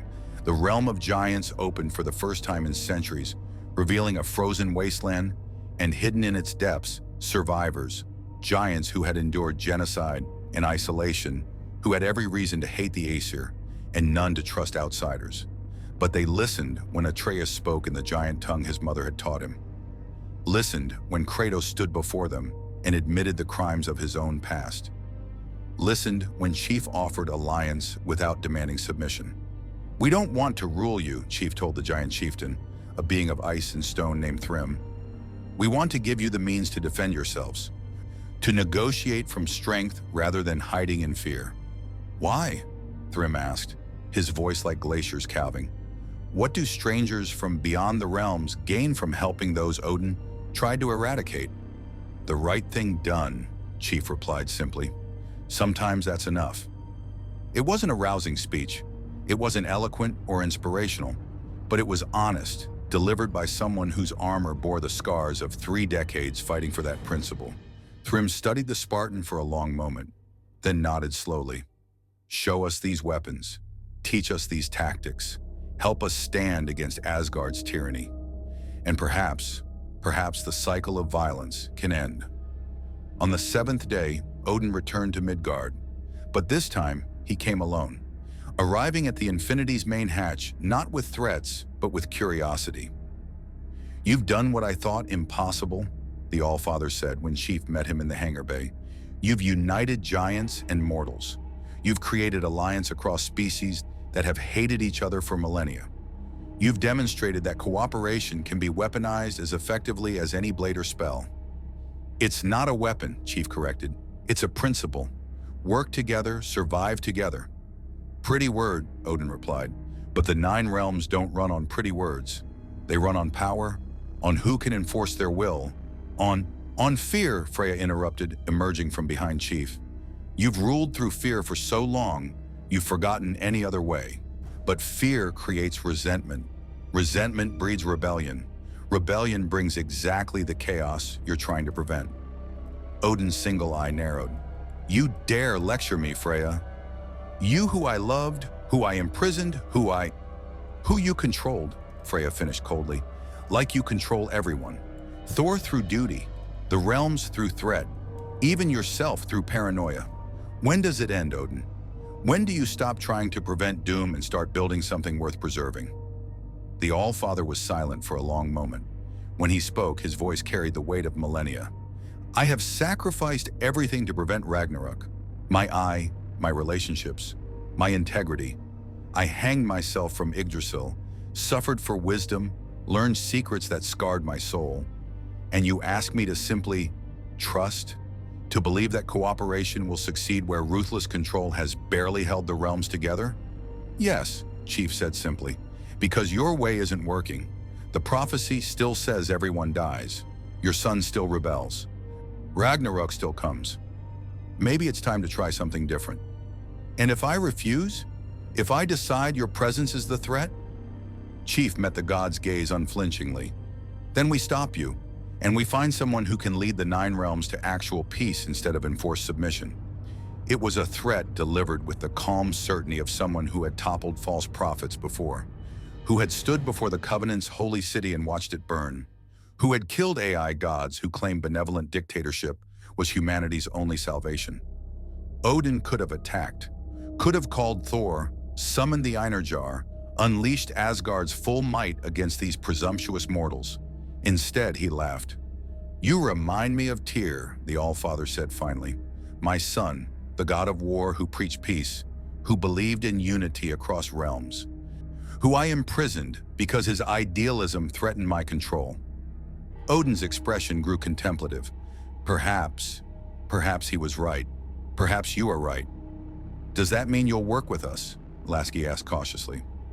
"It means," Odin replied carefully, "I will not oppose you. Yet, continue your work. Build your alliances.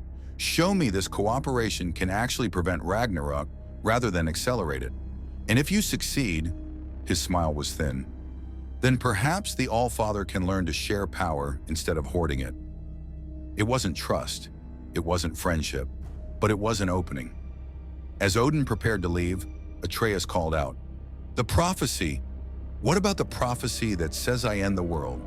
The Allfather turned back, studying the boy who was half god, half giant, wholly terrified of his own destiny. "The Norns weave what must be, but perhaps what must be is not ending, but transformation. Not Ragnarok as destruction, but as change.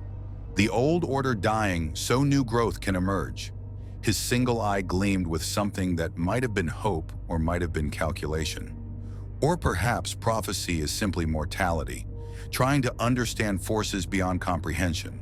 Either way, he looked at Chief. "You've made the 9 realms more interesting than they've been in millennia."